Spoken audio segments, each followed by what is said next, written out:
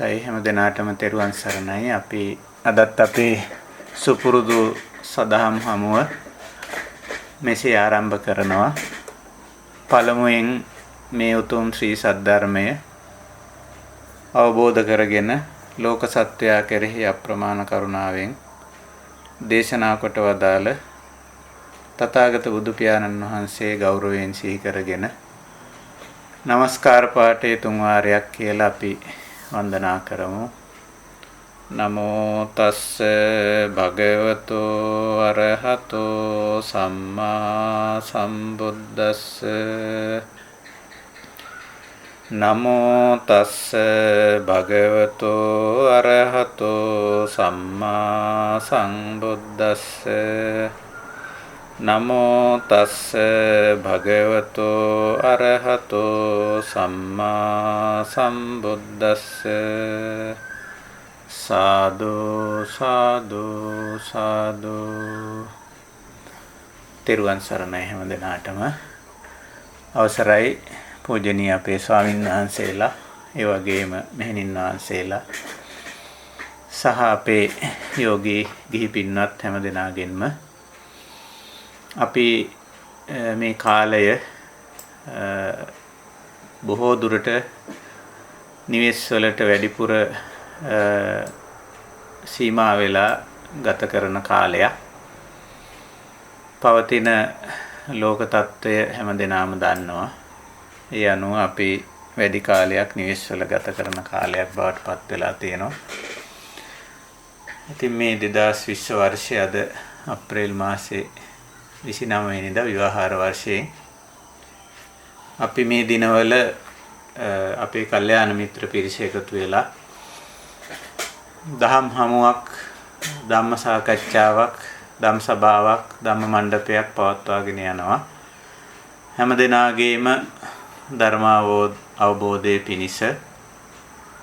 ඉතින් මේ කටයුත්ත කරන්නේ ඇයි කියන කාරණේ හැම දිනම දන්නවා. අපි බොහෝ දෙනෙක් මේ සිටින සියලුම දෙනාම වගේ මේ තථාගත ධර්මය සැලකිය යුතු ප්‍රමාණයකින් අවබෝධ කරගෙන ඒ ධර්ම මාර්ගයට පිවිසිච්ච අය. ඒ අනුව මේ ධර්ම මාර්ගයේ ඉදිරියට යද්දී අපිට අවශ්‍ය වෙනවා මේ මඟ හොඳින් විවර කරගන්න. එතකොටයි මේ ධර්ම මාර්ගයේ ඉදිරියට යන්න අපිට ශක්තිය ලැබෙන්නේ.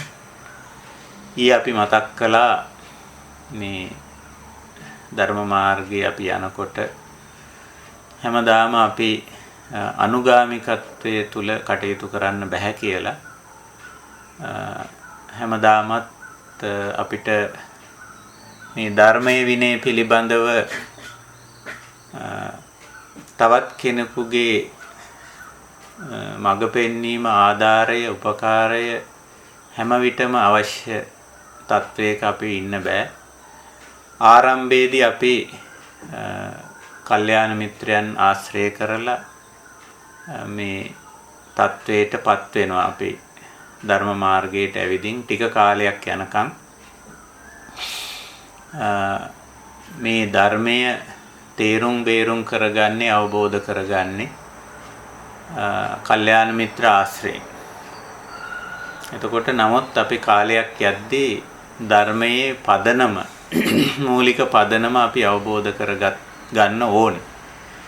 ඒ අවබෝධ කරන ගත්තොත් හැමදාම අර ශ්‍රාවකත්වයේ තුල කටයුතු කරන්න වෙනවා, නැත්නම් අනුගාමිකත්වයේ තුල කටයුතු කරන්න වෙනවා. උදාහරණයක් කිව්වොත්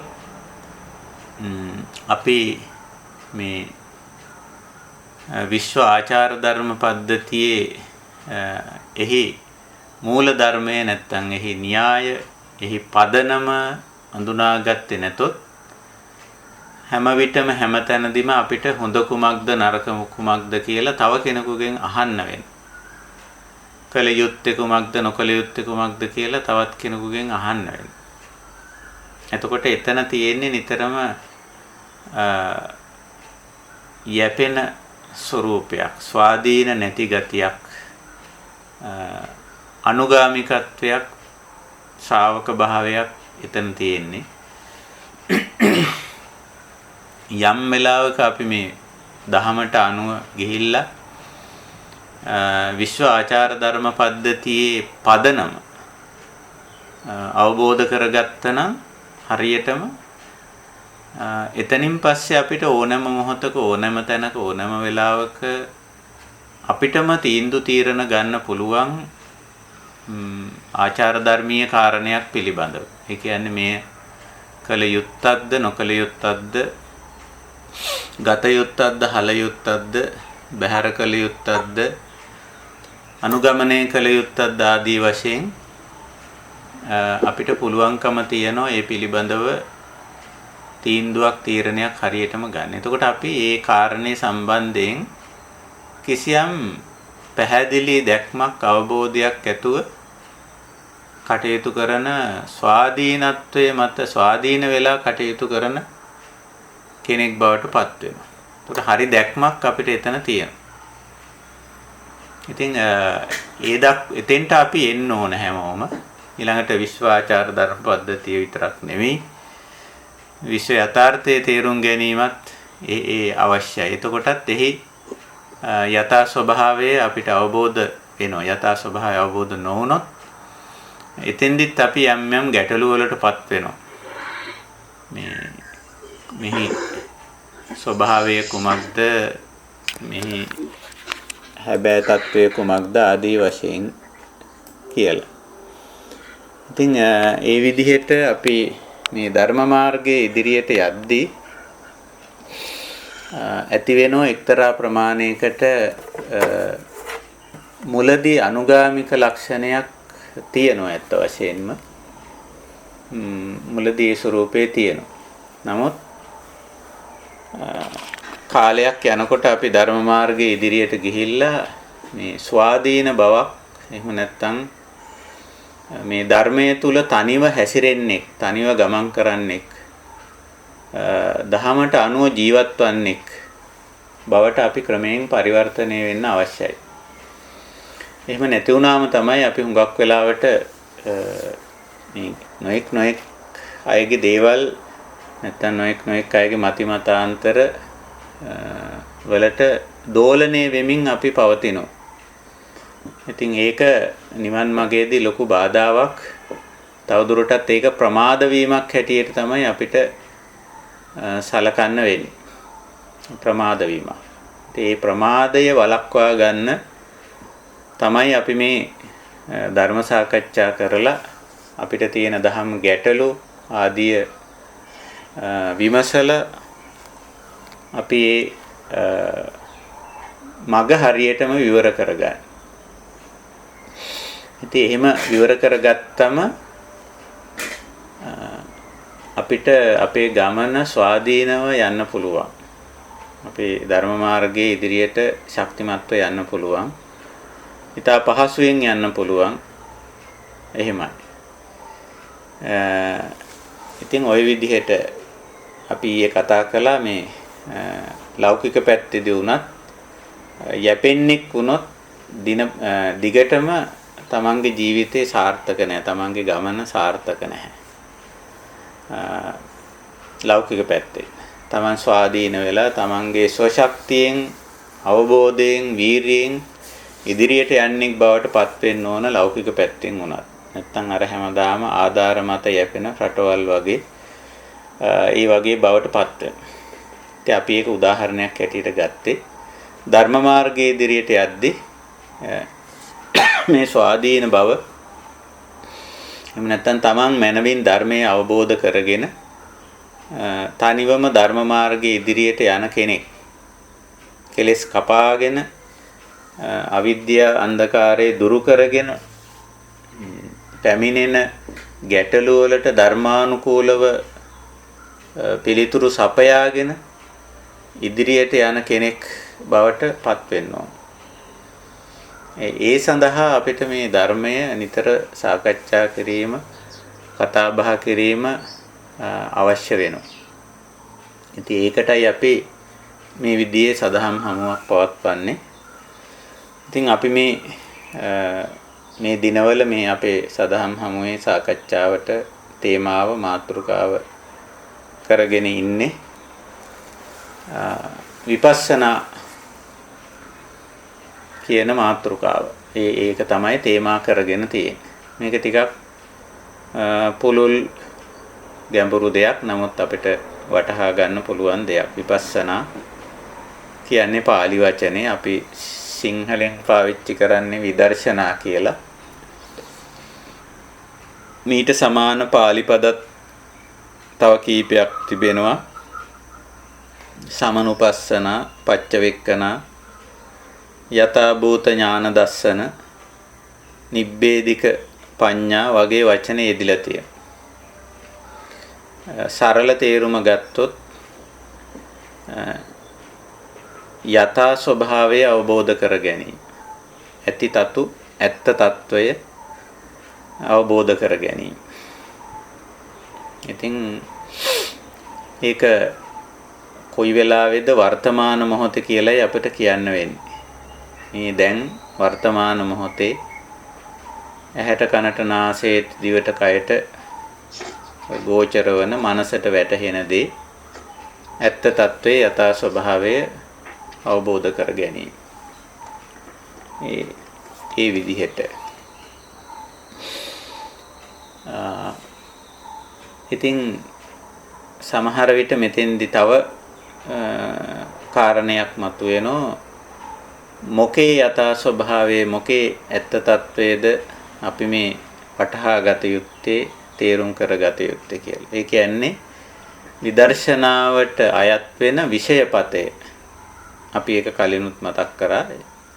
ඒක පුළුල් නිසා අපි කොටස් දෙකකට වෙන් කරගෙන තිබෙනවා අපේ දහමේ. එකක් තමයි අපි මතක් කරන මේ ආචාර ධර්මීය අංශය. විශ්ව ආචාර ධර්ම පද්ධතිය කියන එක.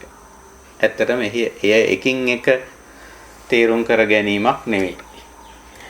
මොකද ඒවා බුදුරජාණන් වහන්සේ විශ්ව ආචාර ධර්ම පද්ධතිය කොටස් දෙකකින් ඉදිරිපත් කරා. ආදි බ්‍රහ්මචර්ය සීල සහ අභිසමාචාරික සීල කියලා. මුළු විශ්වයටම පොදු සිරිත් පිරිත් නැත්තම් ආචාර ධර්ම තිබෙනවා. සාපේක්ෂ ආචාර ධර්මත් තියෙනවා. සාපේක්ෂ ආචාර ධර්ම කියන්නේ ඒ තැනට ඒ අවස්ථාවට ඒ කාර්යයට ඒ පුද්ගල සම්බන්ධතාවයට ඒ සමහර විට ඒ ප්‍රදේශයට ඒ රටට ඒ වෘත්තියට ඒ සමිතියට සමාගමට අදාළව සම්මත කර ගන්නා වූ පනවා ගන්නා වූ යම් යම් ආචාර ධර්ම. ඊළඟට විශ්ව මට්ටමින් කවුරුත් පිළිගන්න ආචාර ධර්ම. එතකොට මේවා සංඛ්‍යාත්මකව මෙච්චරයි අච්චරයි කියලා කියන්න පුළුවන් කමක් නැහැ. ඒක නිසා බුදුරජාණන් වහන්සේ ඊට අදාළ ආචාර ධර්මීය පදනම. ඒ කියන්නේ කොහොමද ආචාර ධර්මයක් කියන එකක් අපි නිර්ණය කරගන්නේ? මෙන්න මේක කළ යුත්තක්. මේක කළ යුතු කායික ක්‍රියාවක්, මේක වැළකිය යුතු කායික ක්‍රියාවක්. මේක ප්‍රකාශ කළ යුතු ප්‍රකාශනයක්, මේක ප්‍රකාශ නොකළ යුතු ප්‍රකාශනයක්. ආදී වශයෙන් කොහොමද තීරණය කරගන්නේ කියලා. ඉතින් ඒකට අවශ්‍ය මූලික න්‍යායක්, අපි න්‍යායක් කියනවට වැඩිය ඒක කිසියම් ආකාරයක පදනමක් අපිට සපයලා තියෙනවා. ආචාර ධර්මයක් කියන එක තීරණය කරගන්න. අපි ඒක හරියට මේ පදනම අවබෝධ කරගත්තම අපිට ස්වයංවම අපිටම ආචාර ධර්මයක් කියන එක තීන්දුව කරගන්න පුළුවන්. වර්තමාන මොහොතේ මේ දැන් කුමක්ද මම කළ යුත්තේ, කුමක්ද නොකළ යුත්තේ, මම මේ කරන දේ හරිද වැරදිද ආදී වශයෙන් තීරණය කරගන්න පුළුවන් Tamanට. ඒක අනුගාමිකෙක් නැත්නම් යැපෙන්නෙක් වෙනත් කෙනෙකුගෙන් තීන්දුවක් අහන්නේ බවට පත් වෙන්න ඕනේ නැහැ. එහෙම නැත්නම් අපේ ජීවිතයේ කටයුතු වලට වෙනත් අය තීන්දුව තීරණ දෙන්නන් බවට පරිවර්තනය වෙන්නේ නැහැ. දැන් බොහෝ වෙලාවට හුඟක් අයගේ ජීවිතවලට ජීවිත පැවැත්මට අනිත් අය තීන්දුව తీරන දෙන්න ඕන. මේක කරන්න එපා. මේකෙන් වළකින්න. මේක අනුගමනය කරන්න. ආදී වශයෙන් ගාක් වෙලාවට මේ තවත් කෙනෙක් මත යැපෙන ගතියක් තියෙනවා ආචාර ධර්මීය පදනම සැලකිල්ලට ගත්තාම. ගාක් අයට කළ යුත්ත නොකළ යුත්ත තවත් කෙනෙක් කියලා දෙන්න වෙනවා. කියලා දුන්න විතරක් මදි. සමහර වෙලාවට ඒ තුලට බලෙන් වගේ ගන්න වෙනවා. දැන් වර්තමාන තත්ත්වය ගත්තොත් අපිට මේ ලක්ෂණ පේනවා. ඉතින් ඇති වෙලා තියෙන මේ ලෝක මට්ටමේ වෛරස් ව්‍යාප්තිය හමුවේ අනුගමනය කළ යුතු දේ සහ නොකළ යුතු දේ මානවයා තේරුම් අරගෙන තිබෙනවා. ඉතින් සමහර අයට ඒක තේරුම් කරලා දෙන්න අමාරුයි. ඉතින් තේරුම් කරලා දුන්නත් ඊට අනුගත වෙන්න බෑ. අනුගත වීමේ නොහැකියාව තියෙනවා. එතකොට අර ආචාර ධර්මීය අංශයේ ලොකු ගැටලුවක් එවැනි අයගේ ජීවිතවල තියෙනවා. පළවෙනියටම Tamanට තේරෙන්නේ නැහැ කල යුත්ත නොකල යුත්ත මොකද්ද කියලා. තව කෙනෙක් තෝරලා බේරලා දුන්නත් සමහර වෙලාවට ඒක තේරුම් ගන්න තරම් නොහැකියාවක් කිසියම් ආකාරයක තියෙනවා. එක්කෝ ඒකට අනුගත වෙන්න තරම් ශික්ෂණයක් හික්මීමක් නැහැ. කැපකිරීමක් කරන්න බෑ. ඒ වගේ ගැටලු තියෙනවා. එතකොට හැමදාම එයා ආචාර ධර්මීය අංශයේ ගැටලු ඇති කරගන්න. අර නොකල යුත්ත කරනවා. කල යුත්ත මේ මග හරිනවා, මග හැරෙනවා. එතකොට පුද්ගලයා වශයෙන් ගත්තම තමන්ගේ ජීවිතයේ අර්බුදයට යනවා. ඒ වගේම එවැනි පුද්ගලයන්ගෙන් සමාජයටත් බාහිරයටත් යම් ගැටලු ඇති වෙනවා. ඒකයි මේ බුදුදහමේ ආචාර ධර්මීය කාරණේ මතු කරන්නේ.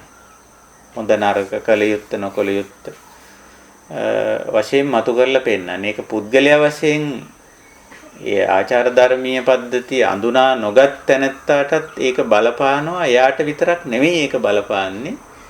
බාහිරයටත් ඒක බලපෑමක් තියෙනවා. ඉතින් ඒක නිසායි නිතරම ගැඹුරු නුවණ මෙහෙवला මේ විශ්ව ආචාර ධර්ම පද්ධතියේ පදනම අවබෝධ කරගත යුතු කියලා කියන්නේ. ඉතින් ඒක තමයි ඔය බොහොම පැහැදිලිව බුදුදහමේ පෙන්වන්නේ යම්කිසි කාය වාක් මනෝ ක්‍රියාවක් කරන්නට පෙර කරද්දි සහ කරලා ඉවර වෙලත් හොඳට සිහිනුවන යොදලා විමසලා බලන්න. තමන් කරන්න යන හෝ කරමින් සිටින හෝ කර අවසන් කළා වූ මේ කායික වාචික මානසික ක්‍රියාව තමන්ට අහිත පිනිස පවතිනවද? අනුන්ට අහිත පිනිස පවතිනවද? තමන් අනුන් ඇතුළු සමස්ත ජීව පද්ධතියටම අහිත පිනිස පවතිනවද කියලා විමසලා බලන්න කියලා. ඕක විමසලා බැලීමේ හැකියාව හැම මානවයෙකුටම තියෙනවා. හැකියාව තියෙනවා. ඉතින් එහෙම විමසලා බලද්දි එහෙම අහිත පිනිස පවතිනවා නම්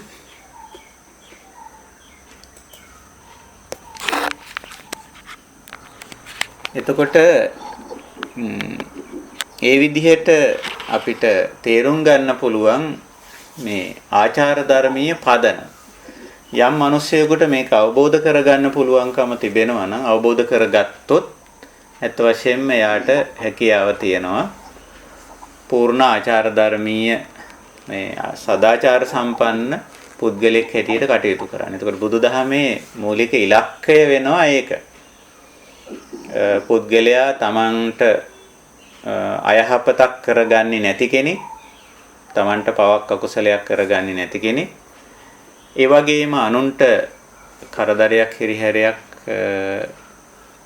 බවට පත් නොවන කෙනෙක්, එවැනි සිතිවිලි, එවැනි වචන, එවැනි ක්‍රියාවන්ගෙන් තොර කෙනෙක් බවට පත් වීම. ඒක තමයි මේ ආචාර ධර්මීය පදනමට පුද්ගලයෙක් වෙනවා කියන්නේ. එතකොට එයාට හැමතිස්සෙම ඒක නැවත නැවත මතක් කිරීමේ අවශ්‍යතාවයක් පැන නගින්නේ නැහැ. තමන්ම දන්නවා කුමක්ද කළ යුත්තේ කුමක්ද නොකළ යුත්තේ කියලා. ටිකක් සිහිනුවණින් යුක්ත වුණොත් ඒක තේරෙනවා.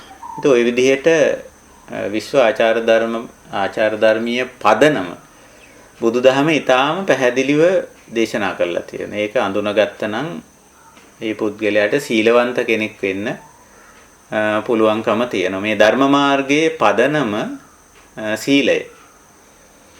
මෙහි පදනම සීලය. ඉතින් එතනින් පස්සේ සමාධි ප්‍රඥාව වඩන්න ඒ පදනම ලොකු ශක්තියක් වෙනවා. තමන් සීලවන්ත පුද්ගලයෙක් වුණාම ඒකෙන් ලොකු පතිරූප දේශයක් අප වටා ගොඩනගෙනවා. ඒ කියන්නේ පතිරූප දේශයක් කියලා කිව්වේ මේ ප්‍රඥා සමාධි වර්ධනය කරන්න අවශ්‍ය වටපිටාවක් සකස් වෙනවා. වටපිටාවක් ඇති වෙනවා. ඒකයි එකෙන් අදහස් කරේ. ඉතින් ওই විදිහට අපි මේ මූලික වශයෙන් මේ අවබෝධය ඇති කර ගැනීම ඊළඟට අපි කොච්චර සීලවන්ත වුණත් අපේ තව ගැටලු කොටසක් ඉතුරු වෙනවා. ඒ තමයි මේ විශ්ව යථාර්ථය අවබෝධ කර නොගැනීම.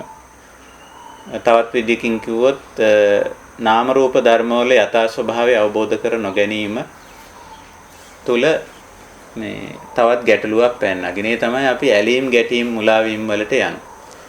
ඒක නිසා නාම රූප ධර්මවල යථා ස්වභාවය අවබෝධ කර ගැනීමත් අවශ්‍ය වෙනවා. ඉතින් ඒ සියලු දේවල යථා ස්වභාවය කියලා කියන්නේ මේ අනිත්‍ය ස්වභාවය, අනාත්ම ස්වභාවය, විපරිණාම, සමුදය වය, පටිච්ච සමුප්පන්න ආදී ස්වභාවය. ඒ ටිකත් අවබෝධ කරගත්තම අර විමුක්තිය කියන එක ලබනවා. දැන් සීලයෙන් විමුක්තිය සම්පූර්ණ ලබන්න බෑ. සීලයෙන් සිද්ධ වෙන්නේ පුද්ගලයෙක් ඊටාම ඉහළ මට්ටමේ සදාචාර සම්පන්න පුද්ගලයෙක් වීම පමණයි. පූර්ණ විමුක්තිය ලබන්න නම් මේ නාම රූප ධර්ම වල යථා ස්වභාවය අවබෝධ වෙන්න ඕන. ඒ අවබෝධ වුණාම තමයි ඇලීම, ගැටීම, මුලාව කියන දේ අයින් වෙන්නේ. රාග, දෝෂ, මෝහ කියලා අපි සාමාන්‍යයෙන් ඔය තුනට පාලි භාෂාවෙන් කියනවා. ඒකෙන් මිදුනොත් තමයි පුද්ගලයෙක් සම්පූර්ණ වශයෙන්ම දුකින් මිදෙන්නේ. විශේෂයෙන් මේ රාග දේශ දෙකත් නැත්තම් කාමච්ඡන්ද ව්‍යාපාද, කාමරාග පටිග කියන தත්වයනොත් පාලනය කරන්න පුළුවන් උගාක් දුරටම. නමුත් අවිද්‍යාව, මෝහ මේ ලක්ෂණය ගොඩාක් දුරට පවතිනවා. ඒක නිසා අපි ධර්ම මාර්ගයේ ඉදිරියට යනකොට මේ විදර්ශනාව වඩමින් ගැටලු ඇති වෙන තැන් සාකච්ඡා කරමින් ඉදිරියට යන්න ඕන. එතකොට ඒ හැම විටම අපිට හැකියාවක් ලැබෙනවා මේ ධර්ම මාර්ගය හොඳින් පැහැදිලි කරගන්න. ඉතින් අපි මේ වෙනකොට මේ විපස්සනා වලට අරගෙන තිබෙනවා. ගැඹුරින් අවබෝධ කර ගැනීම සඳහා අපි අරගෙන තිබෙනවා උදාහරණ වශයෙන් ඇතුළත ගැට 10ක්. ඒ කියන්නේ සංයෝජන ධර්ම 10. මේකෙන් අදහස් කරන්නේ. ඉතින් මේ සංයෝජන ධර්ම පිළිබඳ සාකච්ඡාවක දැනට අප නිරතව සිටින්. එතකොට සංයෝජන කියන වචනෙන් හඳුන්වන දේවල් ඇත්ත වශයෙන්ම මේ ධර්මතා අපි ඒවට කියන්නේ. ධර්මතා. ඒවා අපේ මේ අවිද්‍යාව නිසා මේ ඒවා ගැටලු බවට පත් කරගන්න. හැම දෙයක්ම බලපුවාම හේතුඵල ධර්මතා. නමුත් ඒවා මේ ගැටලු බවට පත් කරගන්නවා මිනිස්සු. දැන් උදාහරණ වශයෙන් මෙහි සඳහන් වෙන හැම දෙයක්ම හේතුඵල ධර්මතා. දැන් සත්කාය කියන්නේ කොමක්ද කියලා අපි දන්නවනේ. සත්කාය හේතුඵල ධර්මතාවයක්. ඒ කියන්නේ පංචස්කන්ධය හේතුඵල ධර්මතාවයක්නේ. ඒතර පංචස්කන්ධය මම මගේ මට ඕන හැටියට හසුරවන්න පුළුවන් එකක් කියලා හිතා ගැනීම තමයි අර වැරදි දෘෂ්ටියට පැමිණීම. එතකොට මේ වැරද්ද තියෙන්නේ පංචස්කන්ධයේම නෙමෙයි. පංචස්කන්ධයේ කිසි වැරද්දක් නැහැ. ඒක හේතුඵල ධර්මතාවයක්. නමුත් ඒක පිළිබඳ වැරදි දෘෂ්ටියකට එනවා. ඒක තමයි සත්කාය දෘෂ්ටිය කියන්නේ. ගැටලුව තියෙන්නේ සත්කාය නෙමෙයි. සත්කාය දෘෂ්ටිය. එතකොට මේ දෘෂ්ටියට එන්නේ විදර්ශනාව නැති තැන. මේ සත්කායේ යථා ස්වභාවය අවබෝධ නොවුනම තමයි සත්කාය දෘෂ්ටියකට එන්නේ. මේක උපමාවකින් මට කියන්න පුළුවන් මෙහිම. දැන් අපේ ජීවිතවල අපි යම් තනතුරු දරනවනේ.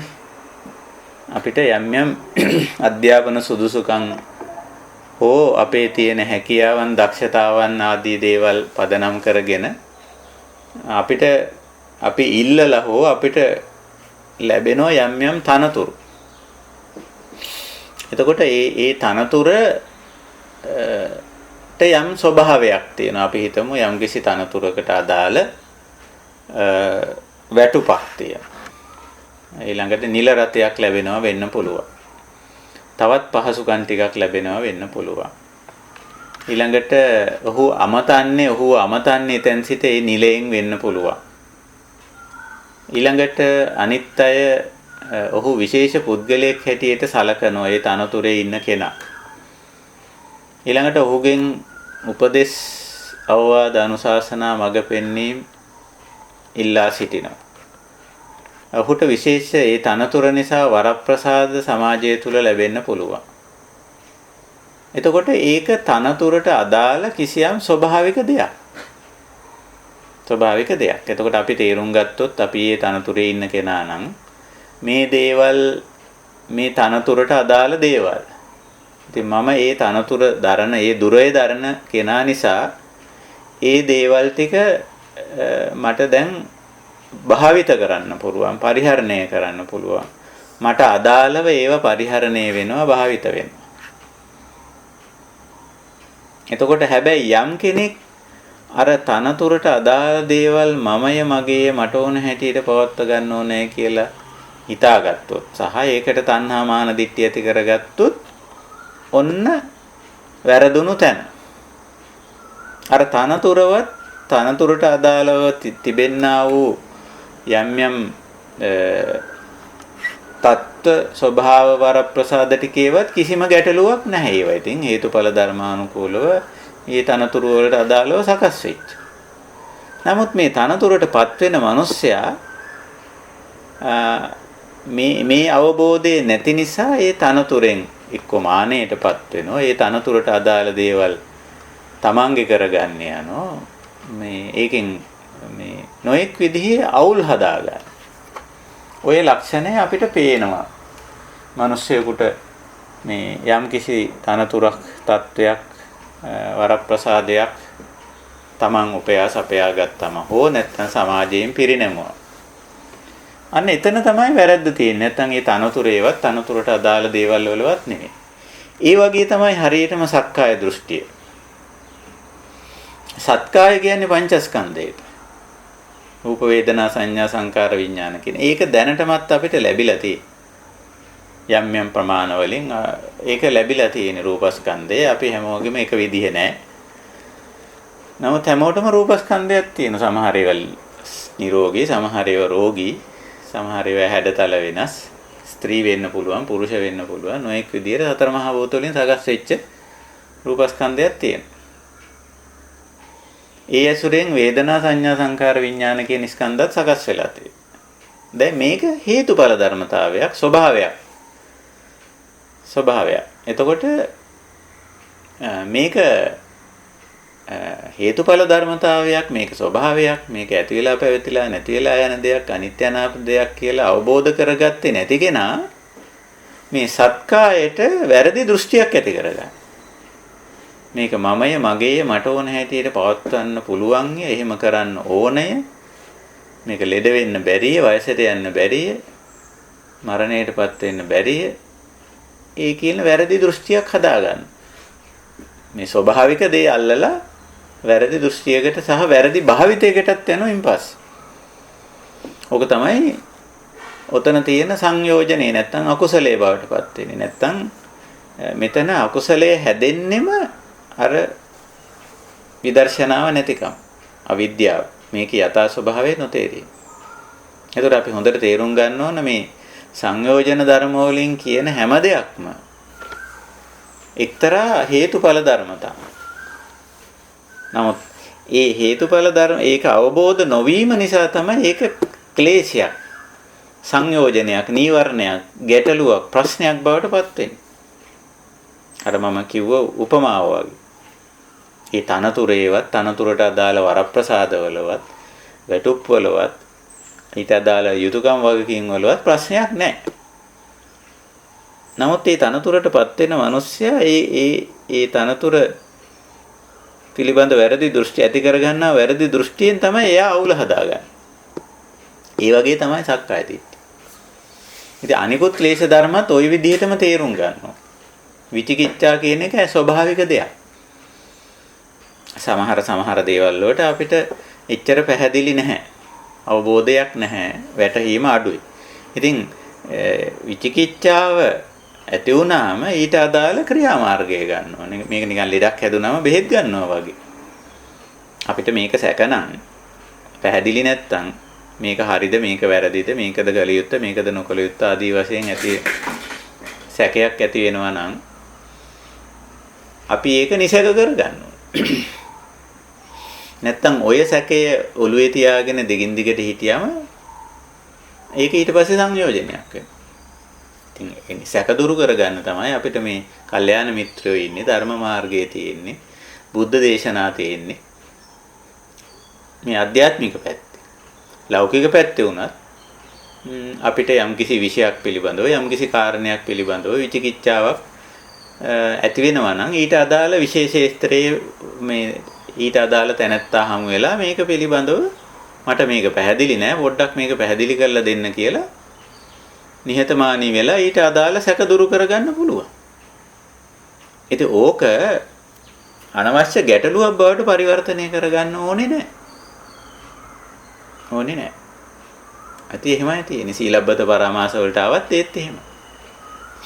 යම් සීල සහ වෘත ලෝකේ තියෙන මිනිස්සු අනුගමනය කරන යම් ප්‍රතිපදා තියෙනවා. ඉතින් ඒවා හරිද වැරදිද කියලා හරියට විමසන්නේ නැතුව ඒවා තණ්හා මාන දිට්ඨි වලින් ගත්තම සීලබ්බත පරාමාස වලට වැටෙනවා. ඒක නිසා යම්කිසි ප්‍රතිපත්තියක් යම්කිසි සිරිතක් විරිතක් සම්ප්‍රදායක් ආගමික චාරිත්‍රයක් පුද පූජාවක් ඒව ඕන තරම් ලෝකේ තියෙන්න පුළුවන්. විවිධ ආගම් තියෙනවා, දර්ශන තියෙනවා, සංස්කෘතීන් තියෙනවා. ඒව ඇතුලේ ඔය කියන සීල සහ වෘත තියෙනවා. ඒවා පරාමාස කරන්න ඕනේ අපි. මේ සීල වෘත පරාමාස කරගත්තොත් තමයි ඒක සංයෝජනයක් වෙන්නේ. ඒක ගැටලුවක් වෙන්නේ. අපි ඕනම සීලයක් වෘතයක් විමර්ශනය කරන්න පුළුවන්, විපස්සනා කරන්න පුළුවන්. විදර්ශනා කරන්න පුළුවන්. මේක හරිද මේක වැරදිද ආදී වශයෙන් කල්පනා කරලා බලන්න පුළුවන්. ඉතින් එතකොට සීල වෘත තිබුණත් ඒ සීල වෘත මේ පරාමාර්ශණය වෙලා නැත්තම් ඒවට ඇලිලා ඒවා ක්ලේශයක් බවට පරිවර්තනය වෙන්නේ නැහැ. ඒකයි ස්වභාවය. ඉතින් ওই විදිහට කාමරාග පටිගත් ඒත් එහෙම තමයි. දැන් කාම කියන ඒවා නැත්තම් පංචකාම කියන දේවල් තියෙනවා ලෝකේ. ඒවා තියෙනවා. ඒව පංචකාම කියලා දේවල් ටිකක් ලෝකේ තියෙනවනේ. රූප, ශබ්ද, ගන්ධ, රස, ස්පර්ශ කියලා. එතකොට එහෙම දෙයක් පවතිනවා. එහෙම දේවල් තියෙනවා. එහෙම දේවල් නැත්තේ නෑ. නමුත් ප්‍රශ්නේ තියෙන්නේ කාම රාගයනේ. ඒ දේවල් පිළිබඳව යථා ස්වභාවය. ඒ දේවල් විදර්ශනාත්මකව දකින්න නැතුව ඒ දේවල් වලට ඇලීම. එතකොට පංචකාම වල නෙවෙයිනේ ගැටලුව තියෙන්නේ. ප්‍රශ්නේ තියෙන්නේ ගැටලුව තියෙන්නේ පංචකාම වල නොවේ. කාම රාගේ. එතකොට බලන්න මේ කාමයේ ස්වභාවික දෙයක් නැත්නම් පංචකාම කියන ඒවා ස්වභාවික දෙයක්. නේ? කාම රාග පටික දෙකම පංචකාමයේ ඇසුරු කරගෙන එන දෙයක්. ඉතින් ඒවයි ගැටලුවක් නැහැ. ඒවයි ප්‍රශ්නයක් ඒවයි ගැටලුවක් නැහැ. නමුත් මේ අවිද්‍යාව නිසා මේ යථාභූත ඥාන දර්ශනය නැති නිසා පංචකාම වල යථා ස්වභාවය තේරෙන්නේ නැති අවබෝධ වෙන්නේ නැති මිනිස්සයා කාමයට රාග වෙනවා. එතකොට ප්‍රශ්නේ තියෙන්නේ කාමය නෙමෙයි ප්‍රශ්නේ තියෙන්නේ රාගය. කාම රාග වුණාම තමයි මේ ක්ලේශයක් සංයෝජනයක් නීවරණයක් බවට පත් වෙන්නේ. පටිඝ ඒත් එහෙමයි මේක එක ගැටෙනවා. එක්ක මේකත් එක්ක පංචකාමයේ එක්ක ඇලෙනවා නැත්නම් මේකත් එක්ක ගැටෙනවා. ඉතින් ඇලෙන්න ගැටෙන්න දෙයක් නෙමෙයි පංචකාම කියලා කියන්නේ. මේ ඇහැට පේන රූප, කනට ඇහෙන ශබ්ද, නාසයට දැනෙන ගඳ සුවඳ, දිවට දැනෙන රස, කයට දැනෙන පහස මේවා ඇලෙන්න ගැටෙන්න දේවල් නෙමෙයි. ඒවා තියෙන්නේ ඒවා ලෝකේ තියෙන ස්වභාවික දේවල්. හේතුඵල ධර්ම අනුකූලව ඒවා හට ගන්නෝ, පවතිනෝ, නැති වෙනෝ විතරක් නෙමෙයි ඒවා සමහර විට අපේ පරිහරණයට පරිභෝජනයටත් අදාළ දේවල්. ඉතින් ඕවා තියෙන්නේ තේරුම් අරගෙන නොඇලී නොගැටී නොමුලාව පරිහරණය කරන්නයි තියෙන්නේ. ඉතින් ඒක කරගන්න බැරි වුණාම එතන කාම රාගයයි පටිඝයයි ඇති වෙනවා. ඒකයි ස්වභාවය. ඉතින් ඔය විදිහට මේ ස්වභාවික දේවල් ටිකක් අපේ විදර්ශනාව නැතිකමයි. අපි මේව හරියට අවබෝධ කරගන්න හරි විදිහට පරිහරණය හරි විදිහට භාවිතා කිරීමේ හැකියාව නැතිකමින් මොකද වෙන්නේ? මේ කියන සංයෝජන මේ කියන කෙලෙස් ඇති වෙනවා. ඒකයි ස්වභාවය. ඉතින් අපි ඔය දේවල් ගැන කතා කරා රූප රාග අරූප රාගත් කතා කළා. එතකොට රූප අරූප කියන දේවලු මේ පවතිනවා. රූප ධර්ම අරූප ධර්ම. ඉතින් ඒවා තේරුම් අරගෙන තේරුම් ගැනීම තමයි විශේෂයෙන් අවශ්‍ය වෙන්නේ. ඒවට රාග වෙන්න අවශ්‍ය කරන්නේ නැහැ. ඊළඟට අපි මාන කතා කළා. මැනීම් කියන ඒවා ලෝකේ තියෙනවා. විවිධ හේතු නිසා මානිනවා මැනීමට භාජනය වෙනවා. ඉතින් මොකද්ද තියෙන ගැටලුව? ඒක ස්වභාවික දෙයක්. එහෙත් ඒක සංයෝජනයක් කර ගැනීමේ අවශ්‍යතාවයක් නැහැ අපිට. කියන්නේ ඒක මනින්න ඕනෙත් නැහැ තණ්හා මාන දිට්ඨි වලින් වැරදි විදිහට. අපිව මැන්නම ඒකට කලබල වෙන්න ඕනෙත් නැහැ. නේ? එතකොට මේ ස්වභාවික දේවල් පිළිබඳව අපි ඇති කරගන්නා වූ වැරදි දෘෂ්ටි සහ වැරදි භාවිතයන් වලින් තමයි මේ ස්වභාවික දේ නිතරම සංයෝජනයක් ක්ලේශයක් අවුලක් ගැටලුවක් ප්‍රශ්නයක් බවට පරිවර්තනය වෙනවා. ඉතින් මෙන්න මේක අවබෝධ කර ගැනීම තමයි මේ විපස්සනා කියන්නේ. ස්වභාවික දේවල් මේවා. ඊළඟට අපි කතා කරා උද්දච්ච කියන එක ඊයේ දවසේ. උද්දච්ච. ඉතින් හිත කලබල වීම, හිත විසිරීම කියන එක උද්දච්ච කියන එක අපි කතා කළානේ. තත්තගතමං උද්දච්චං යා චිත්තස්ස උද්දච්චං අවුපසමෝ චේතසෝ වික්ඛේපෝ භන්තත්තං චිත්තස්ස ඉදං උච්චති උද්දච්චං කියලා. මේ උද්දච්ච කියන්නේ කොමක්ද කියලා අපිට අවබෝධ කරගන්න. සිතේ විසිරුණු බව, නොසන්සුන් බව, කලබල ගතිය, අවුල් ගතිය, කම්පිත ගතිය. කොටින්ම නිකන් හිත නොසන්සුන් වෙන කලබල වෙන ගතිය. ඒක ස්වභාවික දෙයක්. ඒක හේතුඵල ධර්මතාවයක්. ඒක වෙන්න පුළුවන්. ඕනෑම කෙනෙකුට ඕනෑම අවස්ථාවක එහෙම දෙයක් වෙන්න පුළුවන් නේ. ඊට අදාළ හේතු යෙදුනම හිත උද්දච්චයටපත් වෙන්න පුළුවන්. දැන් මේ කාලය තුල බොහෝ දෙනාගේ හිත ටිකක් කලබල වෙලා තියෙන්නේ, නොසන්සුන් වෙලා තියෙන්නේ. ඇයි? ඊට අදාළ හේතුවක් යෙදිලා තියෙනවා. ඉතින් අපි ඒක හේතුඵල ධර්මානුකූලව අවබෝධ කරගෙන ඔය නොසන්සුන්තාවය සංසුන් කරගන්න පුළුවන්. ඇත්ත වශයෙන්ම අපේ යථා ස්වභාවය තේරෙනවා නම් ඔය නොසන්සුන් බව ඇති වෙන්නෙම නැහැයි කියලා මම කියන්නේ නැහැ. ඒ නොසන්සුන් බව අකම්පිතම තත්වයට හිතපත් වෙන්නේ සම්පූර්ණ අපෙන් අවිද්‍යාව දුරු වෙලා අපි අරිහත් භාවයටපත් වුණා. ඒ කියන්නේ අරිහත් භාවයටපත් වුණාම කියන්නේ සම්පූර්ණ මේ අවිද්‍යාව තණ්හා අයින් වුණා. ඒව ශේෂ මාත්‍ර වශයෙන් හරි තියෙනකොට පොඩ්ඩක් හිත කම්පණය වෙනවා.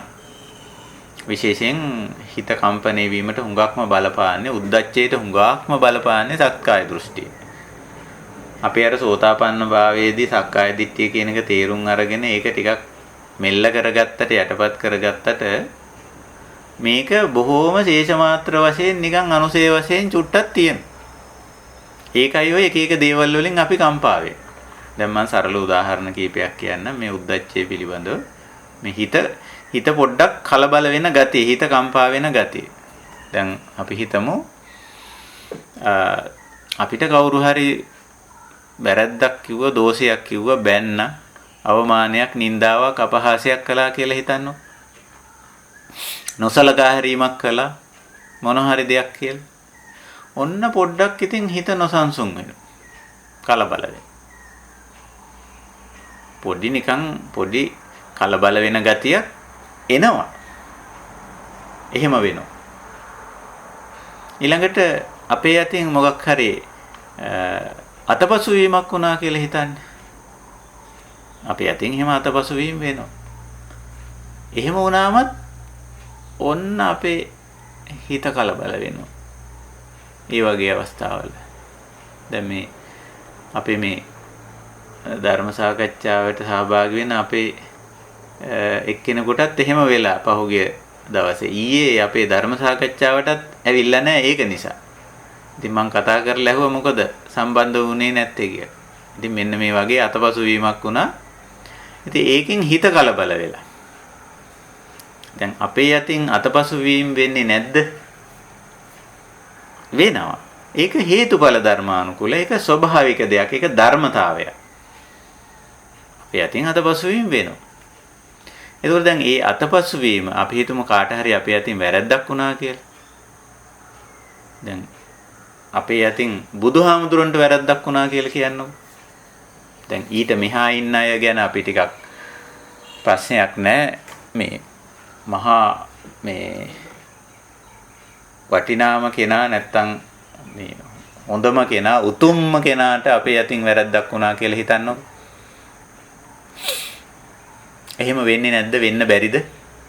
වෙන්න පුළුවන්. බුද්ධ කාලේ අනන්ත අයගේ අතින් බුදුරජාණන් වහන්සේට වැරදි බුදුහාමුදුරු කියන දේ පිළිගත්තේ නැහැ. එපයි කියපු එක ආයෙ කෙරුවා. නිന്ദා අපහාස කෙරුවා. මේවා සමහර ඒවා දැන කරේ. සමහරුන්ගේ අතින් නොදැන සිද්ධ වුණා. බුදුරජාණන් වහන්සේ මොකද්ද කිව්වේ අපිට? මොකද්ද කිව්වේ? හරි වැදගත් අවවාදයක් දීලා තියෙනවා. මේ උද්දච්චය වළක්ව ගන්න පුළුවන් හරි වැදගත් අවවාදයක් එතන තියෙනවා. ඒ මොකද්ද? අච්චයං අච්චයතෝ දිස්වා යතා ධම්මං පටිකරෝත්. අච්චය කියලා කිව්වේ අපේ යතින් සිදුවෙන අත්වැරද්ද, ප්‍රමාද දෝෂේ. අච්චය. ඔය අපි ගාතාවකුත් හදාගෙන තින්නේ අච්චයං කම මේ බන්තේ කියලා. මේ අතපසු වීමක් වුණා නම් ඒකට සමා වෙන්න කියලා. ඒක තමයි බුදුහාමුදුර අපිට දීලා තියෙන ක්‍රමය. අච්චයන් අච්චේතෝ දිස්වා යතා ධම්මං පටිකරෝත්. ඊට ධර්මානුකූල ප්‍රතිකර්මය කරනවා. අපි හිතමු උදාහරණයක් හැටියට අපේ යතින් කාට හරි වැරදි වචනයක් කියවුණා කියලා. නැත්නම් හිතාමතාම කිව්වා කියලා අපි හිතමු මේ අපිට ආපු තරහට. එතකොට ඕක අපිට පස්සේ තේරෙනවා මේ මිනිස්සයාට මම මෙහෙම කිව්ව එක වැරදි. එතකොට ඕක ගැන නිකන් හිත කලබල කරගෙන හිත උද්දච්චයටපත් කරගෙන ඉන්න අවශ්‍ය නැහැ. දැන් මෙතන අච්චයක් වුණා. අතපසු වීමක් වැරද්දක් වුණා. එතකොට මොකද්ද කරන්න තියෙන්නේ? අච්චයන් අච්චේතෝ දිස්වා.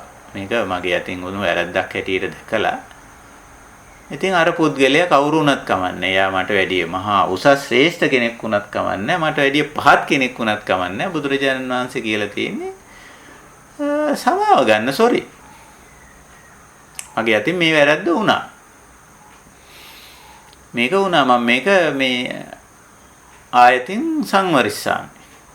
මම මේක මත්තට කරන්නේ නැහැ. මගේ අතින් මේ වැරද්ද වුණා. මට මේ ඔයාගේ හිත රිදෙන වචනේ කියවුණා.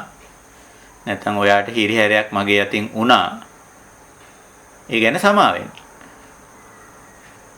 හරි පහසුයි මේකට නිකන් හිත අවුල් කරගෙන අනේ මගේ අතින් අහවලාට මේ වැරද්ද වුණා. මං කොහොමද එයාට මූණ දෙන්නේ කියලා මග හැර ඉන්නවා. නොඑක අවුල් එතන ඉඳලා මේ උද්දච්ච කියන සංයෝජනේ හදාගන්න.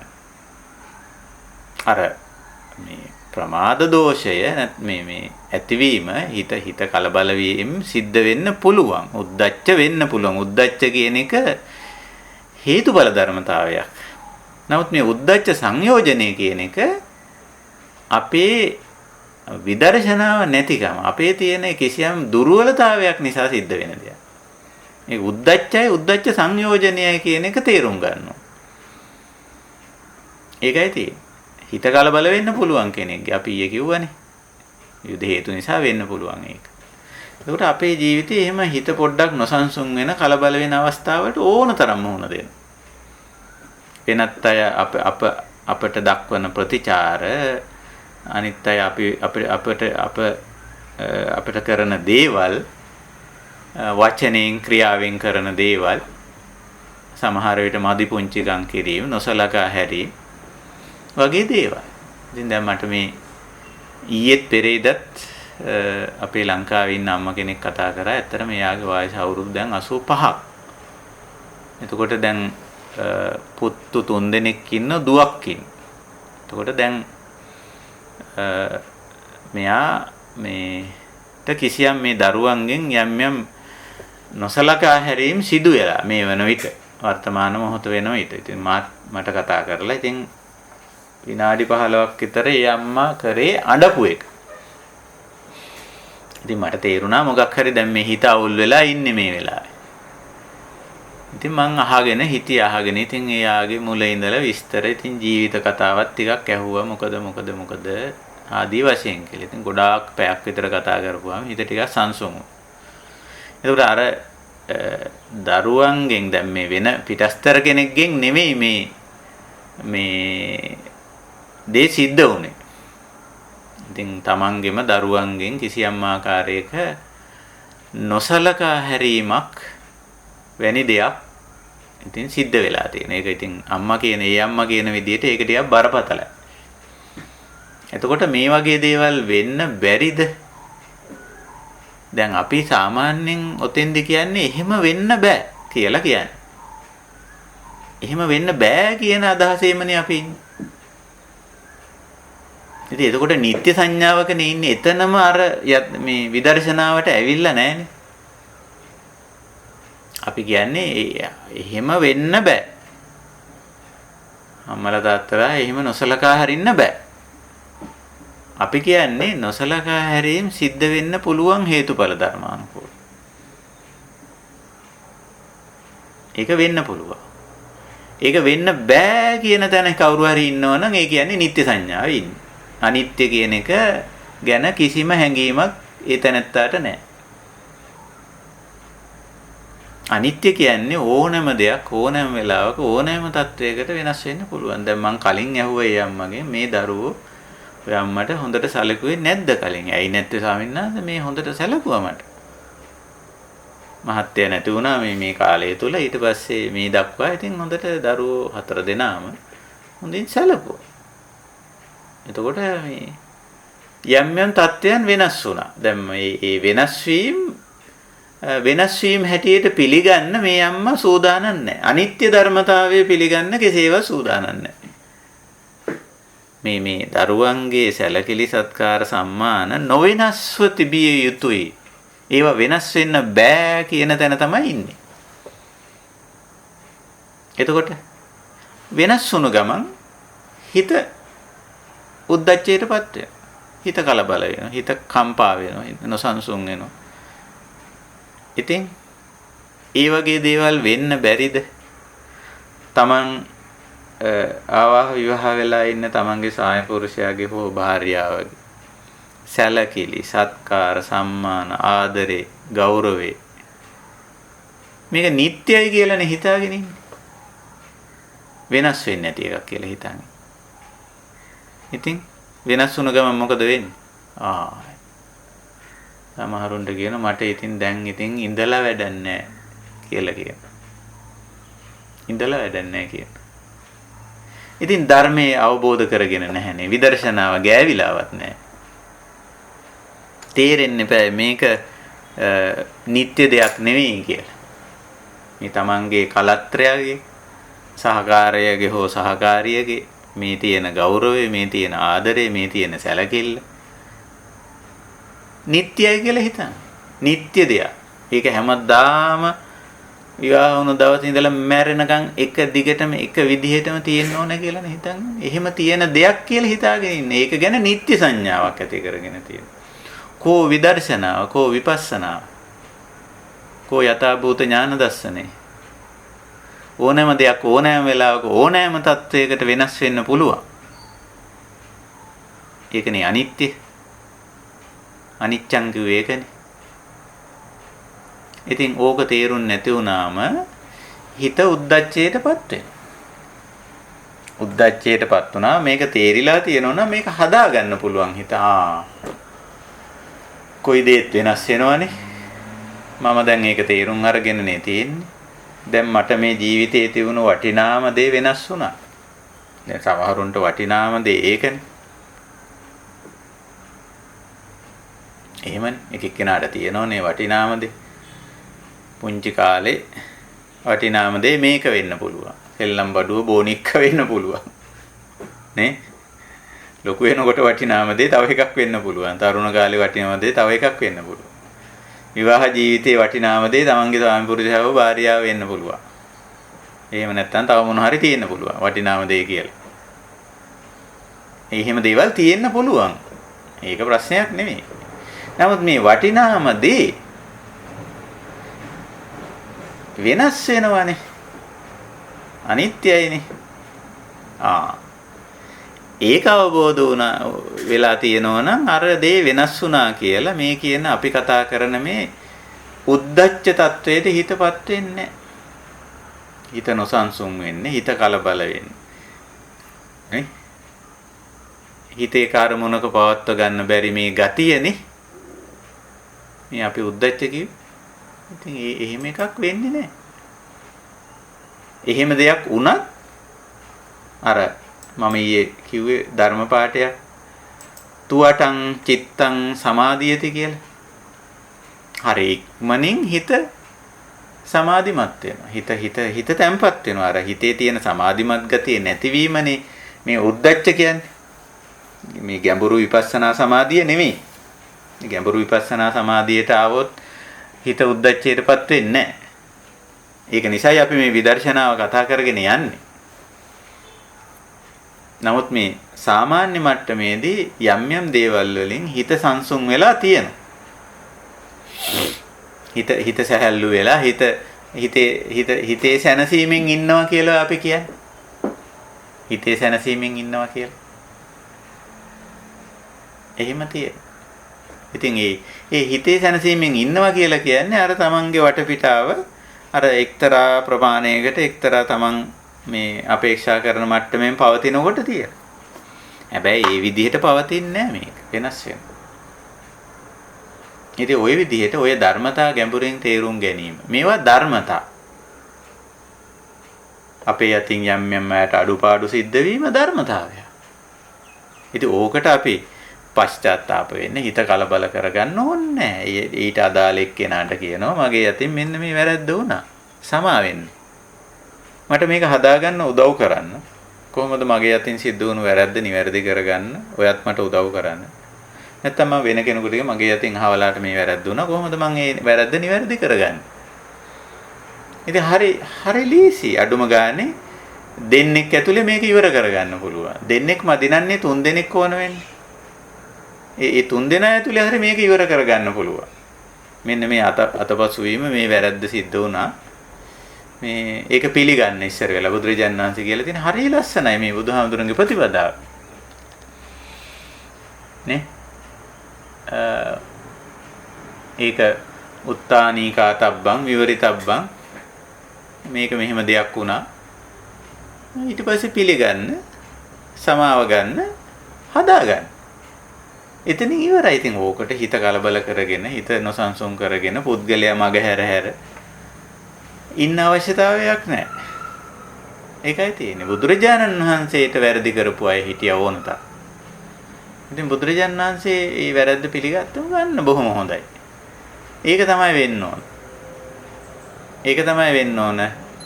එහෙනම් මේක නිවැරදි කරගන්න ඔබට පුළුවන් කියලා. ඒකයි ස්වභාවය. ඉතින් ඔන්න ඔය විදියට හිත උද්දච්චයටපත් වීම ධර්මතාවයක් හැටියට අපි තේරුම් ගන්න. උද්දච්චයේ ධර්මතාවය. හැබැයි මේක සංයෝජනයක් කරගන්න ඕනේ නැහැ. නිකන් අපි අර සිංහල කියමනක් තියෙනවා මේ අහක යන නයි උඩුක්කු විදා ගන්නවා කියලා කතාවක් තියෙනවා. අපේ සිංහල පිරුළු කියලා වර්ගයක් තියෙනවා. කියමන්. ඒවයි ලොකු ගැඹුරක් තියෙනවා. ඉතින් අහක යන නයි උඩුක්කු විදාගෙන කනෝ කියනවා. අහක යන නයි. අපි මේ කතා කරන සංයෝජන 10 කියලා කියන්නේ නැත්නම් මේ ධර්මතා 10 අහක යන නයි. ඉතින් මොකටද උඩුක්කු විදාගන්නේ? උද්දච්චය අහක යන නයික්. සංයෝජනයක් කර ගැනීම තමයි උඩුක්කු විදා ගන්නවා කියලා කියන්නේ. ඒක වෙන්නේ අර අහක යන ණයෙක් බව නොදන්නකම. විදර්ශනාව නැතිකම. මේ පරිසරයේ ඉන්න සර්පෙක්. මෙයා විස සහිතයි. මෙයා එයාට කැමති විදියට හැසිරෙන්න කැමති සර්පෙක්. එයා මම මේ අල්ලලා උඩුක්කු දාගත්තොත් එයා කැමති නෑ ඒකට. එයා ඊට පස්සේ දෂ්ට කරනවා. ඒකයි ස්වභාවය. ඉතින් ඒ අවබෝධය